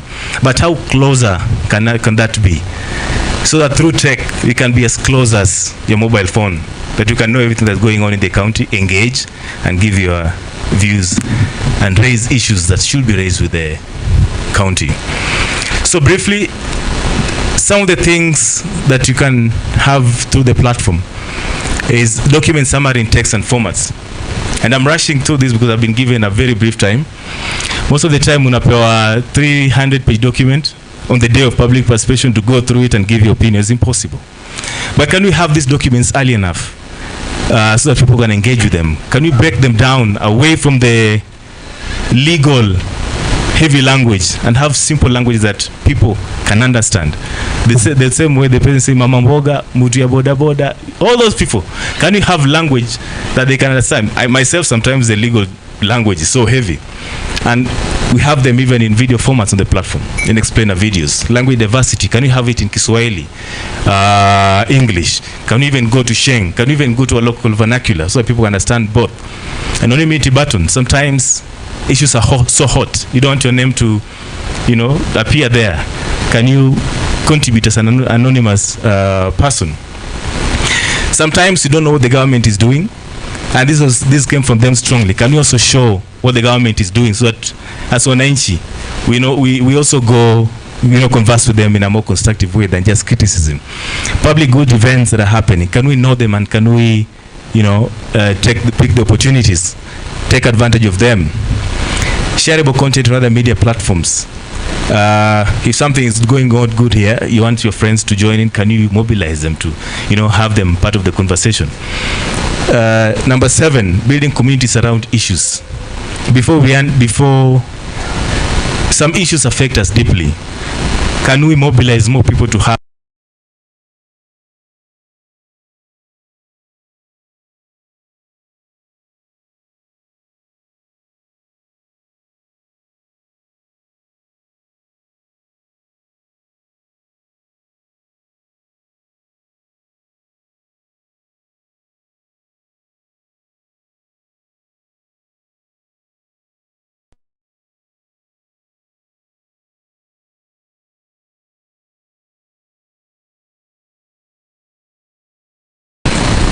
through notification? If you use the mobile app, the notification will just come like your WhatsApp notifications. If you use the web app or the website, notifications will come through your email. Then you'll be able to keep in tabs with everything that is going on. Then feedback. After every public participation, you always get feedback, from that public participation. What happened? Was it agreed with? Ameli Katalewa? Then then what steps to take after that. So briefly, I'll show you how the Civic Voices platform works. And now that there is Wi-Fi, Dan, where is the Wi-Fi? It's here, right? Oh, it's here. So kama hujapata Wi-Fi ndio hii, just open civicvoices.app. The first step will be signing up. Signing up helps disaggregate information when doing report. For instance, on this particular issue X, which people are supporting and why? Where are they from? And what do we do to support them, or what are the issues that they're raising that as a country, as a government, local or national, we can then move into support. So that's the importance of that sign-up process. So it's a one-time process. Once you sign up, you'll never be needed to sign up again, but you'll never miss any information that is going on in governance that you need to engage in. So I'll stop sharing this and then share my tab.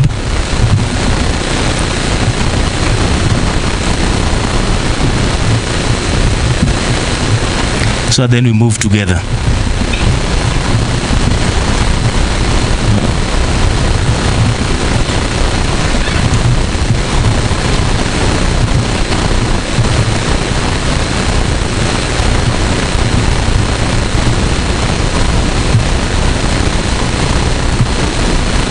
Okay, this thing's covering my,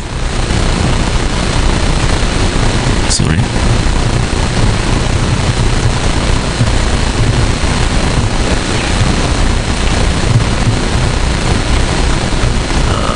Okay.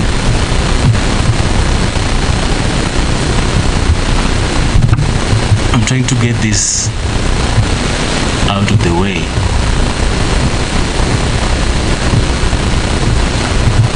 Okay. I want to share a tab here, but this is covering my way and I need to,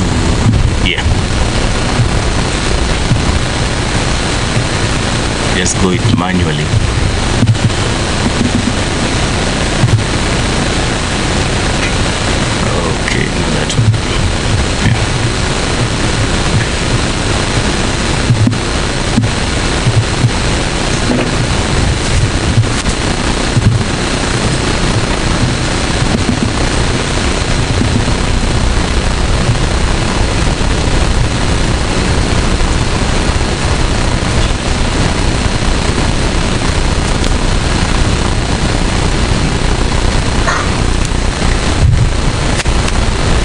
Are we guys in? We can have 30 more seconds to sign up so that we move on together. All right.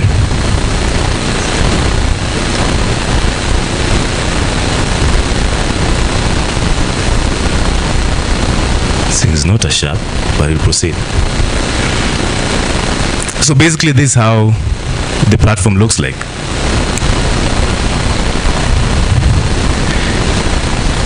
On this side, this is a homepage. You see here, this is an activity that Nairobi County did on climate democracy, which was launched by Dr. Nyalita, the former. There were reshuffles in the county, Nairobi County. So right now we're supporting Nairobi County on the public, in public participation, and it was launched by Dr. Nyalita, who was the former, immediate former CES for public participation. So if you open that, you'll be able to see what happened during that time. This is Nairobi City County on this date.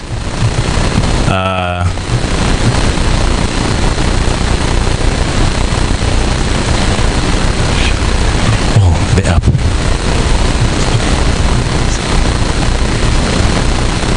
All right. Maybe as I'm told, some people are not yet through with the sign up, but those who are through with the sign up, we can just go down to an SDG conversation on reduction of carbon emission from public transport vehicles that the county is trying to achieve through introduction of e-buses and policies to reduce, you know, carbon waste from public transport. So when you're there, the topic is transition to e-buses. So normally, hapa juu utaonyeshwa, is it a survey? Is it a notice? Is it a bill? You see,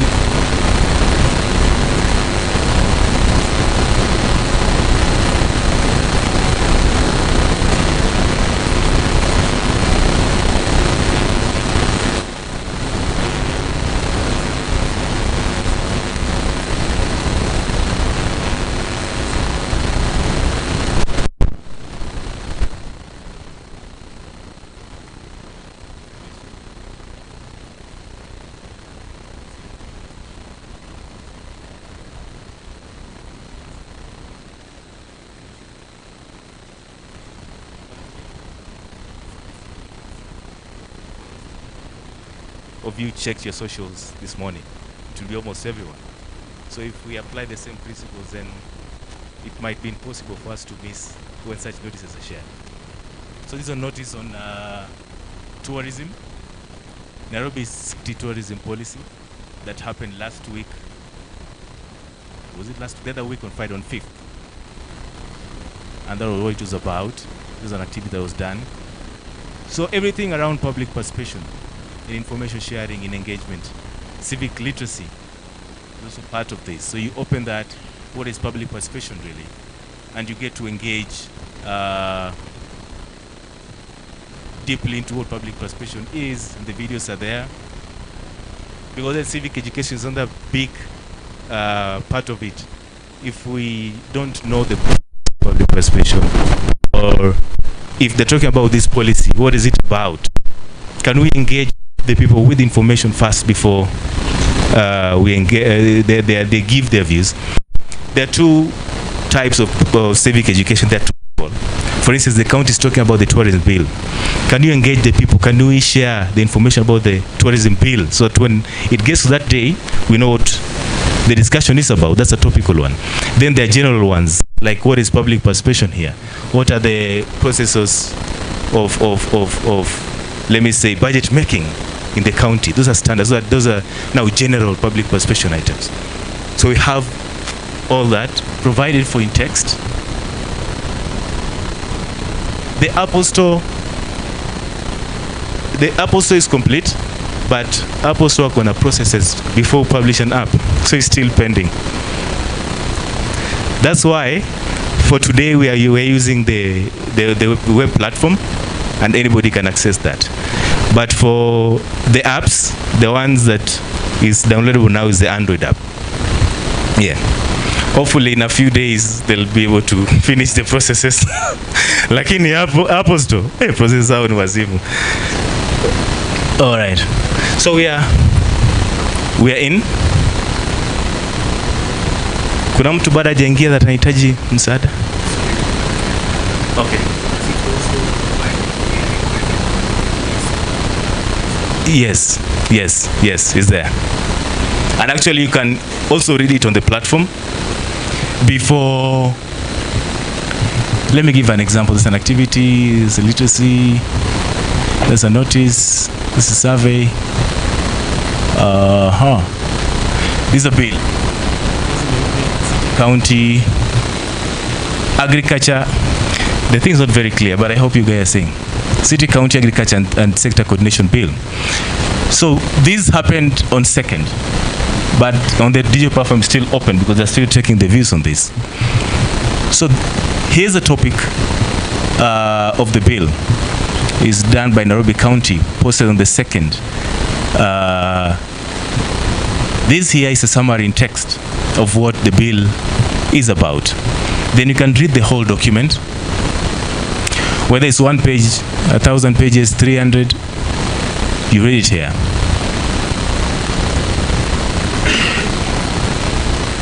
Okay, network, behave, please.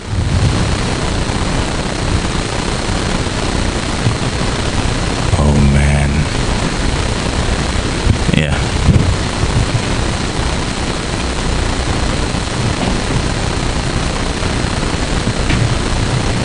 Take and take stuff. So this is why you get the whole document. Then submissions are the first place here. For bills are usually put in sections. For instance, on this one, there were okay. Leo nile siku nitafanya maneno. Anyway, let me proceed. So for instance, this first response that was made was on part 5 on financial provisions, and that's the reason, that's the recommendation and all that. So all that, those are all submissions that were made on this. Any questions that maybe somebody doesn't understand, something that they need clarification on, they can always post there, and they're responded on by the people in charge, here being the county. So on the admin side, then they can be able to see real time how those conversations are going on, how many males, how many females, disability insights, how many are engaging in the level of education, are they local people in diaspora, all those stuffs. So kama hapa, most of people who engage are between 18 and 23, which is a good thing because now we have young people engaging more on this. Then once that is done, the raw data then can be extracted, which can now be disaggregated, and that data can be broken down in the different objectives for that particular public participation. Was it to get this or that? The raw data then can help do that.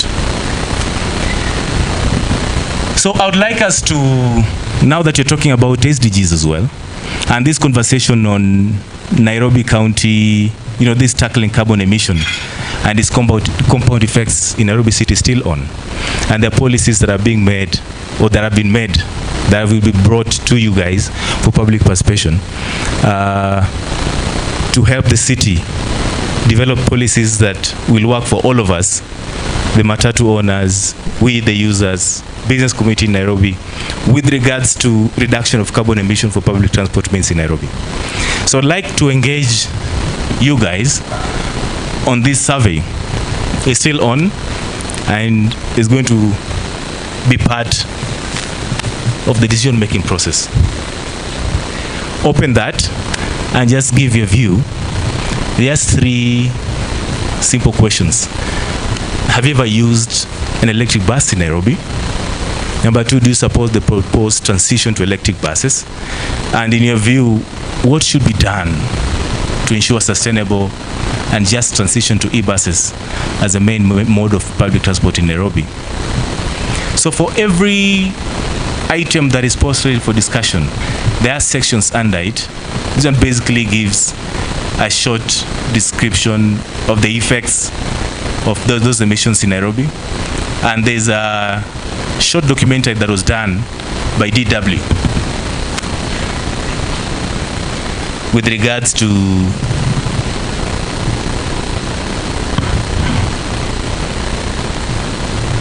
okay, I think this mic is volume yake iko chini.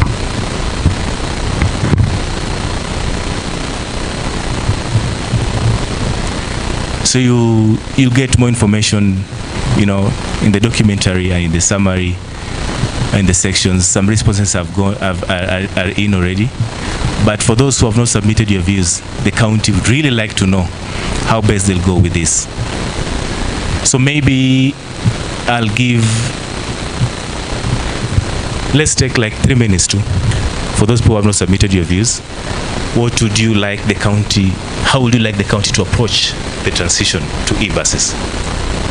Then from there we proceed. I think that will be the second last bit.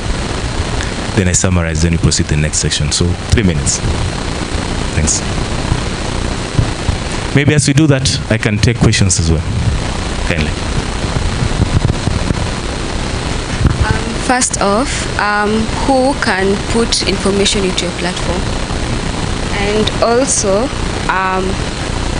while filling up the user, creating the user profile, why do you need some information? Like, why do you need my level of education and the whole governance page?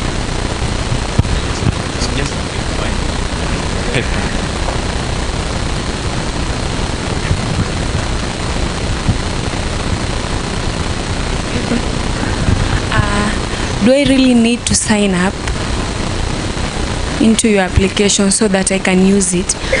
Can't I just peruse or go through the application, then ikinibamba, then I'll, yeah. Why do you need my data? Why do you need the data? Why do you need to sign up? Yeah, or to add on what Folza just asked, you said you have an anonymity button. I haven't seen it. Yeah, so where is it? Anonymity button has not been seen, has not been spotted. Any question? Huko hakuna swali? Online as well. Those who are joining us online, you can put that through the chat box. Speaking from a development point of view, I also haven't seen a search button in case I'm looking for a specific policy. Maybe that was spoken about. How do I go about that as well?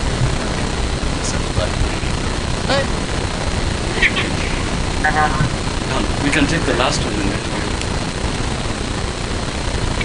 Tracy can help us get if there are online questions. Those who are joining us online, if there are questions.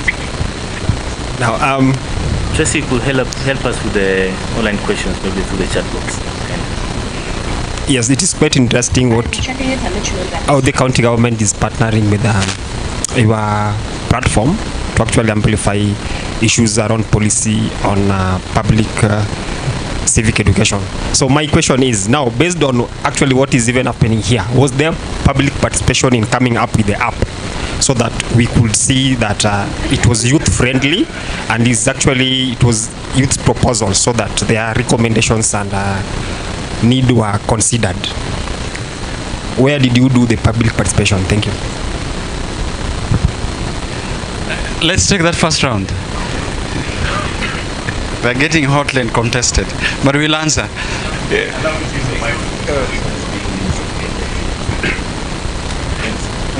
I'll start with that one then. Was there public participation developing, the platform? Now, I'll say this. The development has been, I'll say by yes or no, yes. Because the development was done through a 6-month piloting project, engaging community leaders, community members, technical staff from the county, and public participation officers, in the county, in how best do we structure this thing. This is what we have.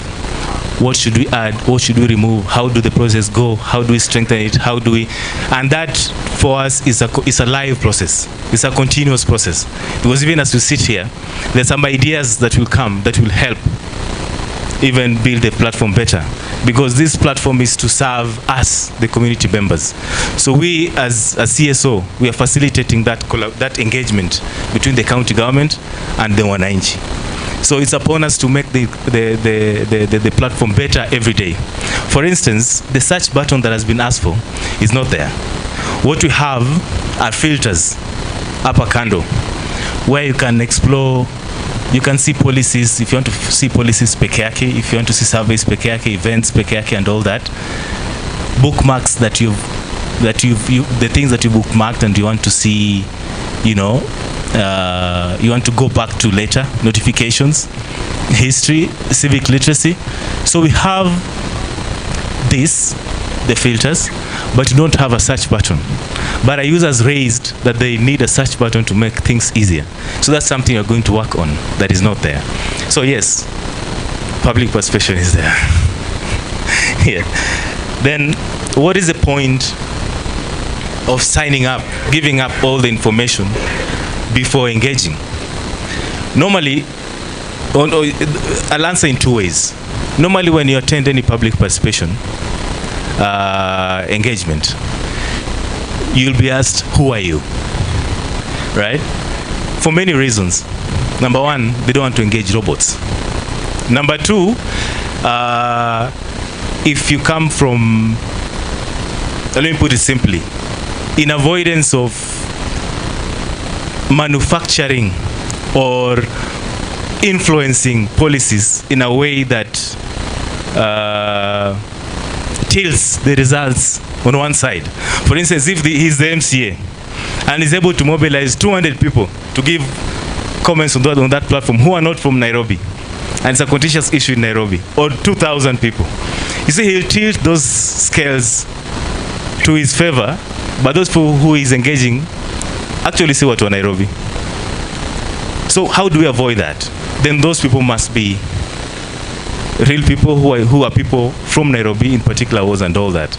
And that is a question that also goes deeper in how do we verify that this is human?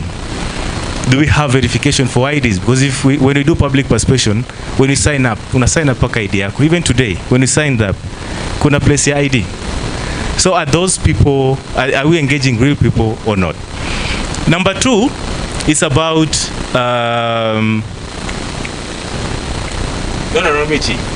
data aggregation. If we do a public participation today in this room, right, and we want to make that data speak in data analysis, right, we want to know how many people participated, how many of them were young people, how many were old people, what are the young people saying, what are women saying, what are their concerns, and how do we address them, what are people from Matopeni ward saying. So we are able to aggregate data to the point of the objective or point of need. If that data is not available or is not provided for, then the public participation you're doing on the platform is null and void. Because then if you ask, okay, you have collected this data, we want to see or we want to know people from this particular ward of this category, what their opinions are and how we can move in to help them. How will you get this data? It's impossible, right? So that data is usually in the public participation sheet when you're attending physical public participation. But now on the platform, you do it once. Once you do it, every time you give your views and opinions, it will always be there. It will always be captured.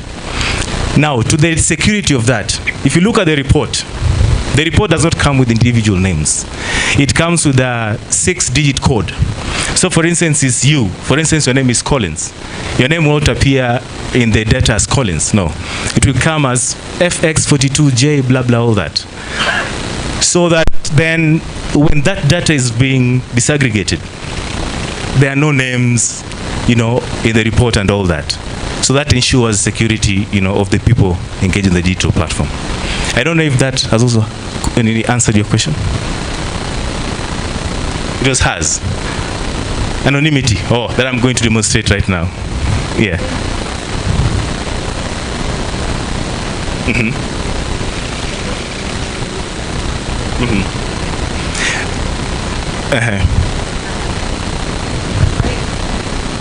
Why do you need it? I can just use your platform without you taking in my details.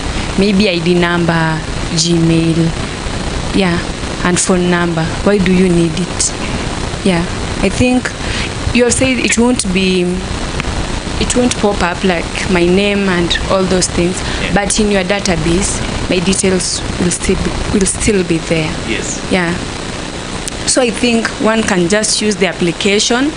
If the application imemfurahisha, anaweza sign in, but you can just make the application equal like for everyone atumie tu, because some people do get bored, like you want to go and browse kwa certain app, then unaambiwa sign in. So tawachana tunayo. Why do I have to sign in? Yeah. I'll take that as a response. And why do you need to sign in before you engage? Which means there's a section of the population that just wants to see what's going on without engaging. Because if you engage, you must be human before you engage. You cannot engage. That's public participation. If we go to court today and you say 29 people engage in public participation, who are those people? And that's part of the reason why public participation fails when you're taken to court. Who are they? Can you contact them really and they said this? You see? So that's the number one reason why those details must be there. In as much as data segregation plays also another huge role. But there's a huge point that I'll take from her as feedback, that can we have people interact with the platform without signing in? Then it means that so that when they decide that they want to engage on those things, now they can sign in. That makes sense, right? Awesome. Thanks for that. Thanks a lot for that. The next one was the search button, the anonymity button. Let me give an example here. You can take the others, so you can combine them. Oh, okay. Which one?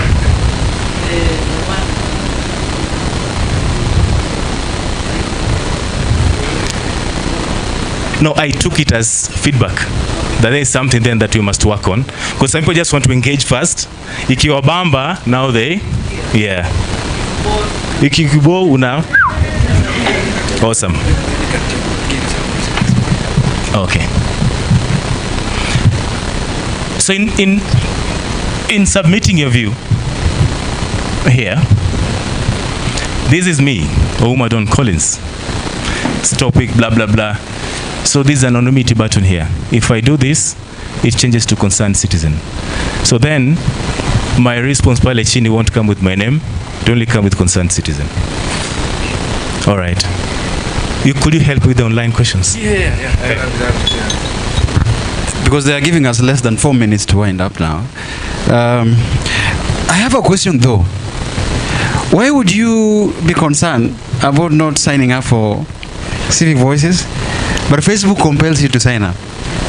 And you sign up peacefully. There's a lot of our identity that Facebook takes more than we never know. Right? Yes.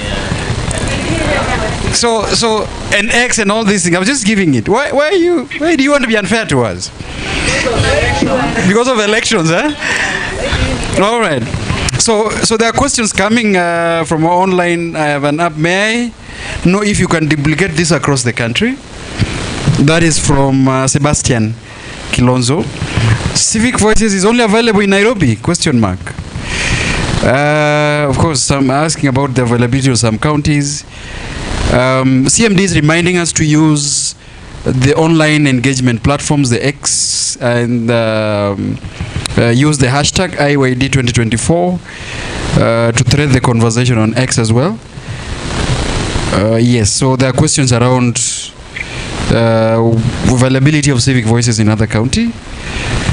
Civic voices, all right, those are just what mechanism in place to protect and promote use of civic voice in marginalized areas. I think those are the question. How secure is the app? I think those are the questions. As you can wind up, summarizing. Okay. Duplication across the county, I'll take it as a function of tech and development. When developing something like this, it's very dangerous to just go all the way. So you start somewhere. What is the term? Ikite. See what works, what does not work. Make it smooth as possible before then amplify in other counties. So from next year, we'll be in all counties.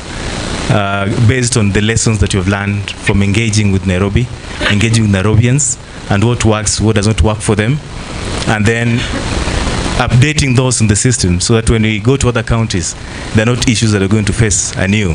Let them be unique challenges that are not in Nairobi. So that's part of the development journey. Then in protection of data, and I think that also goes to the question she asked about who manages this. So Civic Voices manages this, and this is based on Google, and the safety protocols around Civic Voices is based on Google. So all Google protocols on security also apply on Civic Voices. Number two, I talked about the data. When it's shared, it never goes out with anybody's name. And we talked about the anonymity button. But as well, we are registered under the Data Protection Act. So we are obligated also internally as an organization to protect this data. And if your data is used anyhow, misused, then Civic Voices is liable and will be taken to court and all that. So those are the protection measures that we have taken, apart from the layers of security that we also have on the system to ensure security, of all the users. Because public participation is a critical thing. It's an emotive thing. It's something that touches people to the heart. And in the history of this country, when people engage with their hearts fully, we have seen incidences where people are castigated, targeted and all that. But we yearn for a country where people are able to express themselves freely, and contributing meaningfully without fear or favor in building our communities. Because if we don't engage in such a level, then our communities will never develop. We'll be like that in 30, 40 years to come. But as again, a disclaimer, Civic Voice is not for everyone. No, it's for people who are willing to contribute meaningfully to the development of the communities and are looking for avenues to do that. So that if we engage people who are not willing to do that, we also give them that space. But for people who want to contribute meaningfully to the development of the communities, their counties, and their country, then there's a platform that should help such people. So not for everybody, it's for the change makers, people who feel for the communities and people who want Kenya to be a better country in 2 days, in 2 months, in 2 years, and in 10 years. Thanks a lot. Makofi. I'm not speaking more. Thank you for giving us an opportunity. You can check with us, we are around. So I hand it over to Ruth. All right, let's give them just hata sijamaliza. Kumaanisha they have done a good job like that, eh? Just one clap. A heavy one. Sawa. 1, 2, 3. Good. So thank you so much for that. Like they've said, they're still around. They are at the back in case you still need to see them. So in the next 10 to 15 minutes, I just want to pick feedback from you about today's engagement and what suggestions you have for the way forward before I call someone from CMD to do for us the closing remarks, picking up from the way forward that you've given. So moving forward, what would you like to see? What is your feedback on today's engagement? Do you feel like your expectation was met? And what should be the way forward? So I'll pick 2 hands from this side, 2 hands from this side, and 1, 2, 3 in each row. So I saw your hand first, then we'll go to the next side. CMD, you've done a really good job to put this up together. My expectations were not met, but they were surpassed, so that's amazing. But probably something that you could implement, I think Mondays are usually very busy days, especially for some of us who are working. So if you could maybe be doing these things in the weekends or a little bit closer to the end of the week, then it would be easier for us. Monday, the first day of the week, is usually a bit tricky. Okay, thank you. I know they are picking that. They're taking notes of that. So the first one has gone here. Anyone here? No? Okay. Anyone here? No? Anyone this side? This side at the back? Okay, the second row hapo katikati. Any hand up? Any way forward? Okay.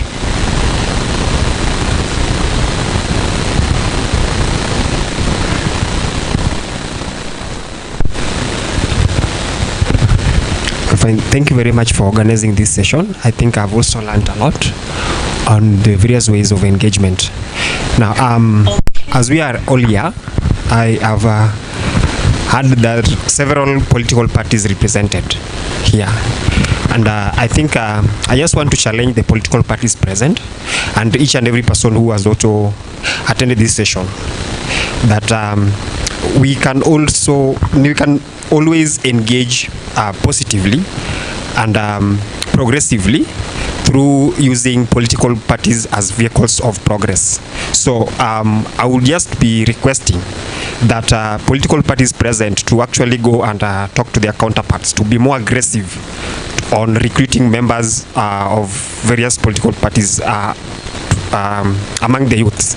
So because I'm also concerned that most of the youths that are present here, apart from the ones that have actually declared their political party stance, how many of us are also political party members?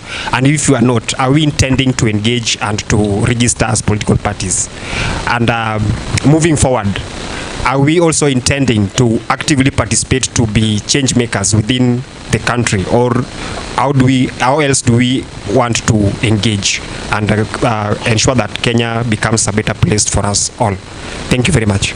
Political parties, but I've not heard the political parties present lobbying us to join them. So maybe they were major, but we will come back to that. So behind there, is there any hand? Okay, there's a hand at the back.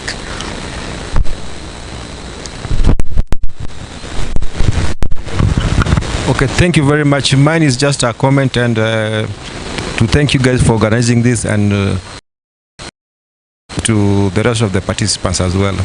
What I saw the Civic Voices give us there, for the public, for the finance bill to be defeated, it took all the Gen Zs to go to the street and they used their phones. So even what the Civic Voices is doing right now, you don't have to do it through the streets. Also by engaging yourself in these public participations and these public policies and bills, that's when you can make change into the society. Thank you. Thank you for that. At the very back, I know you will be giving us the way forward. So anyone else, just one last person before I see we still have some 3 minutes. Okay, so we have at the hand here as Pamela gets ready to come and give us the way forward. There was a hand somewhere where oh, okay, here.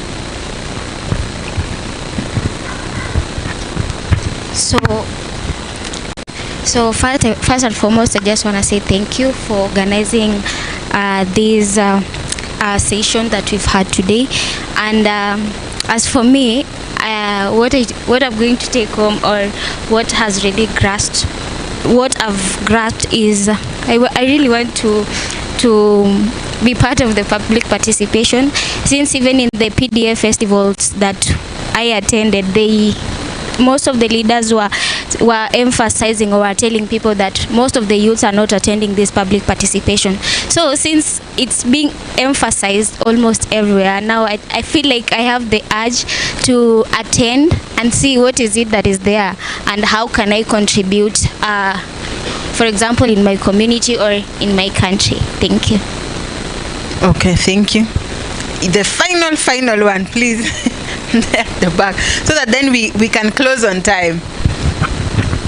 I think I'll speak on behalf of all our sister parties, right?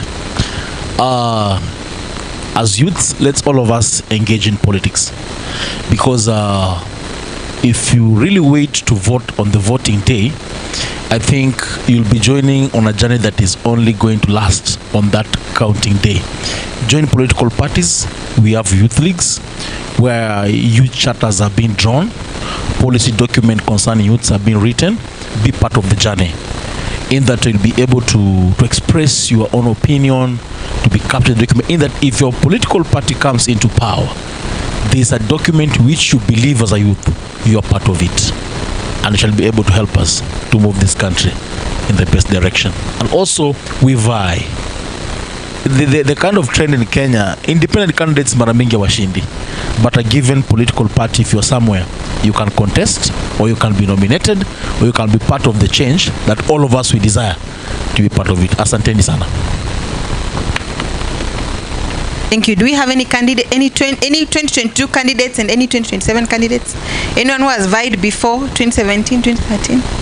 Anyone? Okay, makofi kwake. And anyone who is planning to vie?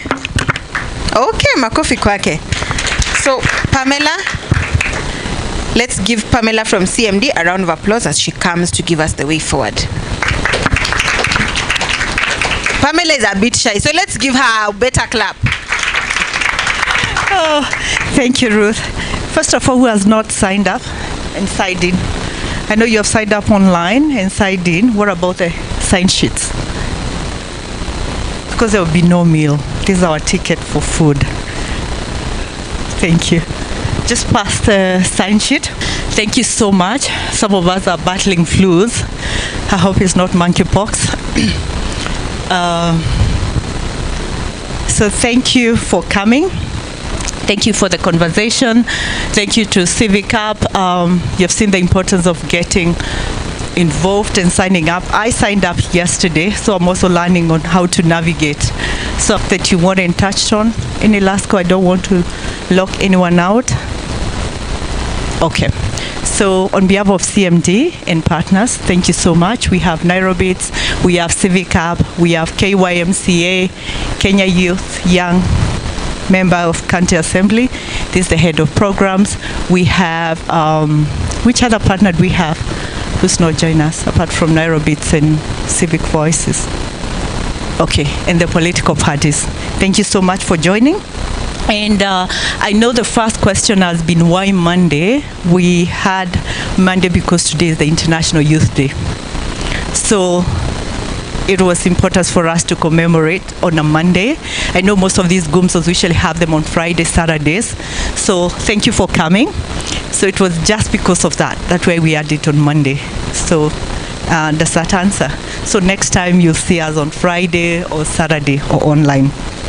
We also have the 15th September, the International Day of Democracy coming up. So kindly follow up on our socials, check in what we are posting, where we'll be having that event.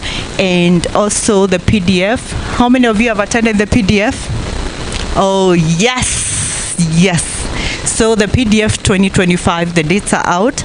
It will be on 5th to 8th of March 2025. Follow the PDF link, the CMD, our partners. You'll be able to see what we are posting as we are gearing up the events for that.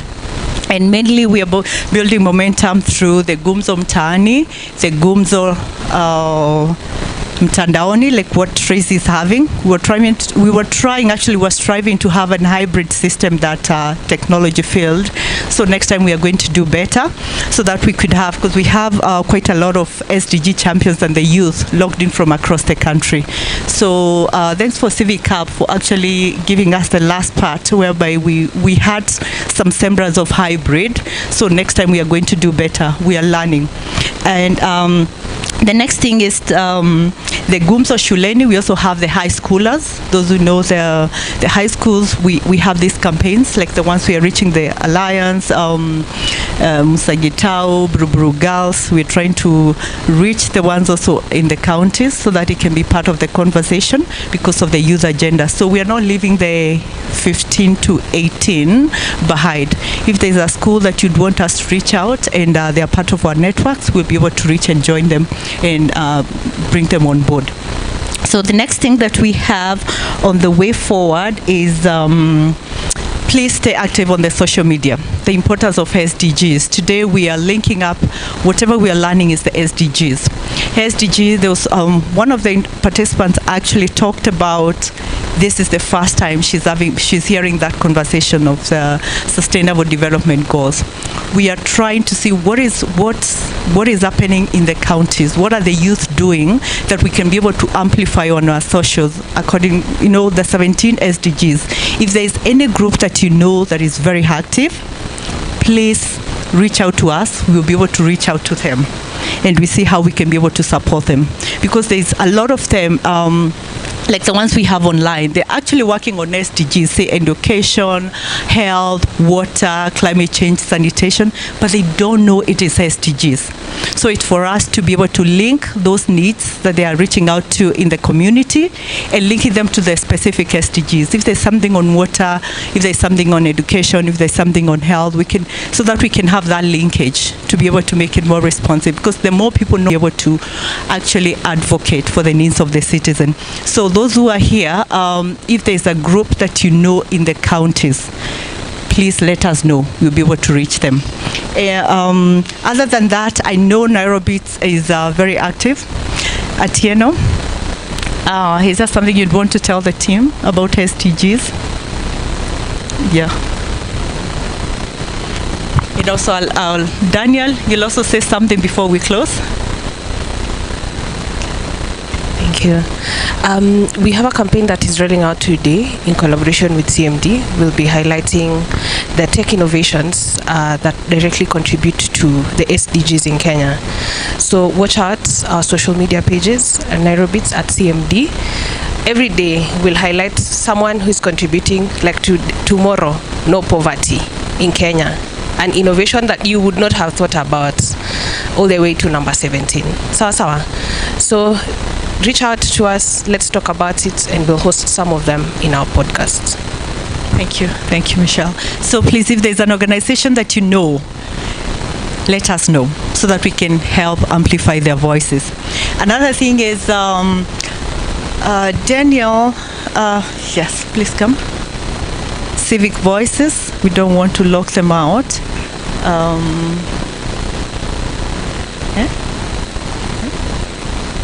Don. Yes. Thanks a lot.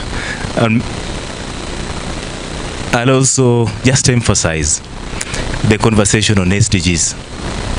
It's profound, actually, to note that the SDGs that we're talking about are not being followed up strongly at the county level. And we in Nairobi County are then supposed to be champions of that in Nairobi. They even know reporting mechanisms for SDGs. How do we track how all these things are moving? So it's a conversation that I think with CMD, Civic Voice and partners that are here, we should fast track.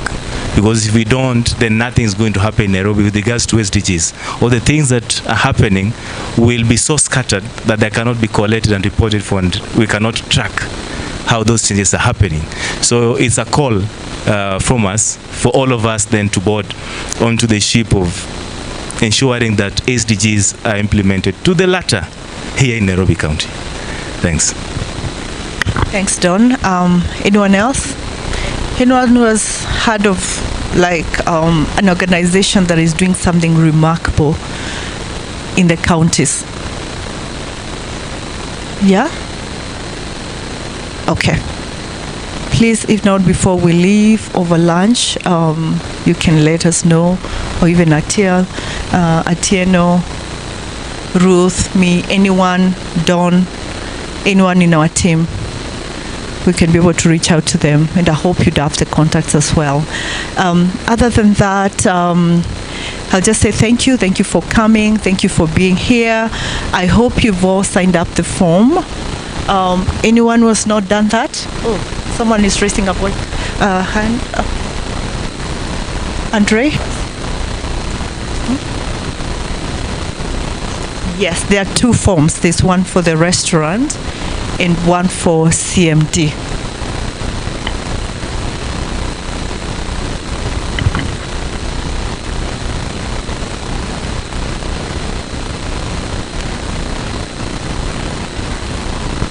Tracy?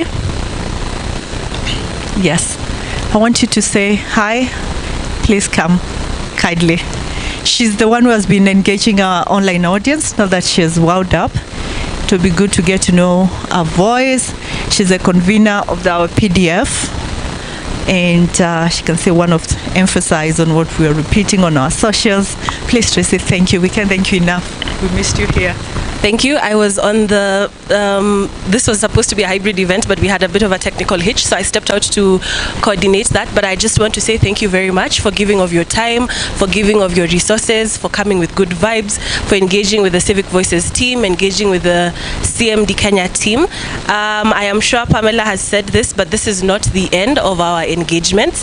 We have worked with Nairobits before, we've worked with CME Trust before, we have worked with the Nairobi Youth and Student Leaders Forum before. We've worked with the political parties who are our main members, so thank you all very much for being here. Please keep it tuned on our digital platforms at the PD Festival at CMD Kenya to see updates on what we're doing next. We have Gumzo Mtaani is coming up, Gumzo Mtandaoni is coming up, and Gumzo Shuleni is coming up. And in case you want to partner with us to host any of those, we are happy to support you to host those. So please do not hesitate to reach out. I think I have each and every one of your phone numbers, because over the past 2 days I have talked to each and every one of you, 129 of you. I've talked to each and every one of you, so please, I am not known to be the most approachable person, but I promise I don't bite. So reach out and we can have a conversation on how we can partner, how we can collaborate. There's also a very vibrant conversation going on the X platforms for both the People Dialogue Festival and CMD Kenya. So please add meat to the matter of that conversation. Take a selfie with a friend and amplify the conversations that are going there. A lot of you are doing a lot of good work, but it is not known on the ground. If you're not speaking about it, then you're not amplifying it. If you're not amplifying it, then people don't know that it's happening. So my encouragement to you is to amplify the great work you're doing. We've seen a lot of civic tech innovations by the Nairobits Trust team, and I know they're not the only ones. As many as of you who are in this room contribute to those SDGs in one way or the other. Please never tire in speaking of the good work you do. Don't hesitate to reach out. We are happy to support you as and when called upon. Sawa sawa. Hashtag IYD 2024. Hashtag Form Ni Dialogue. See you at PDF 2025, happening from 5th to 8th. Back, stomach, chest, bottle.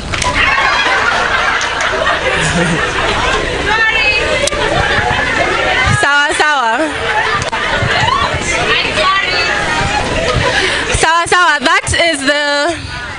That's a kind of energy we want, and we really want to listen. We want to ensure that that's the kind of energy we have when we talk of youth.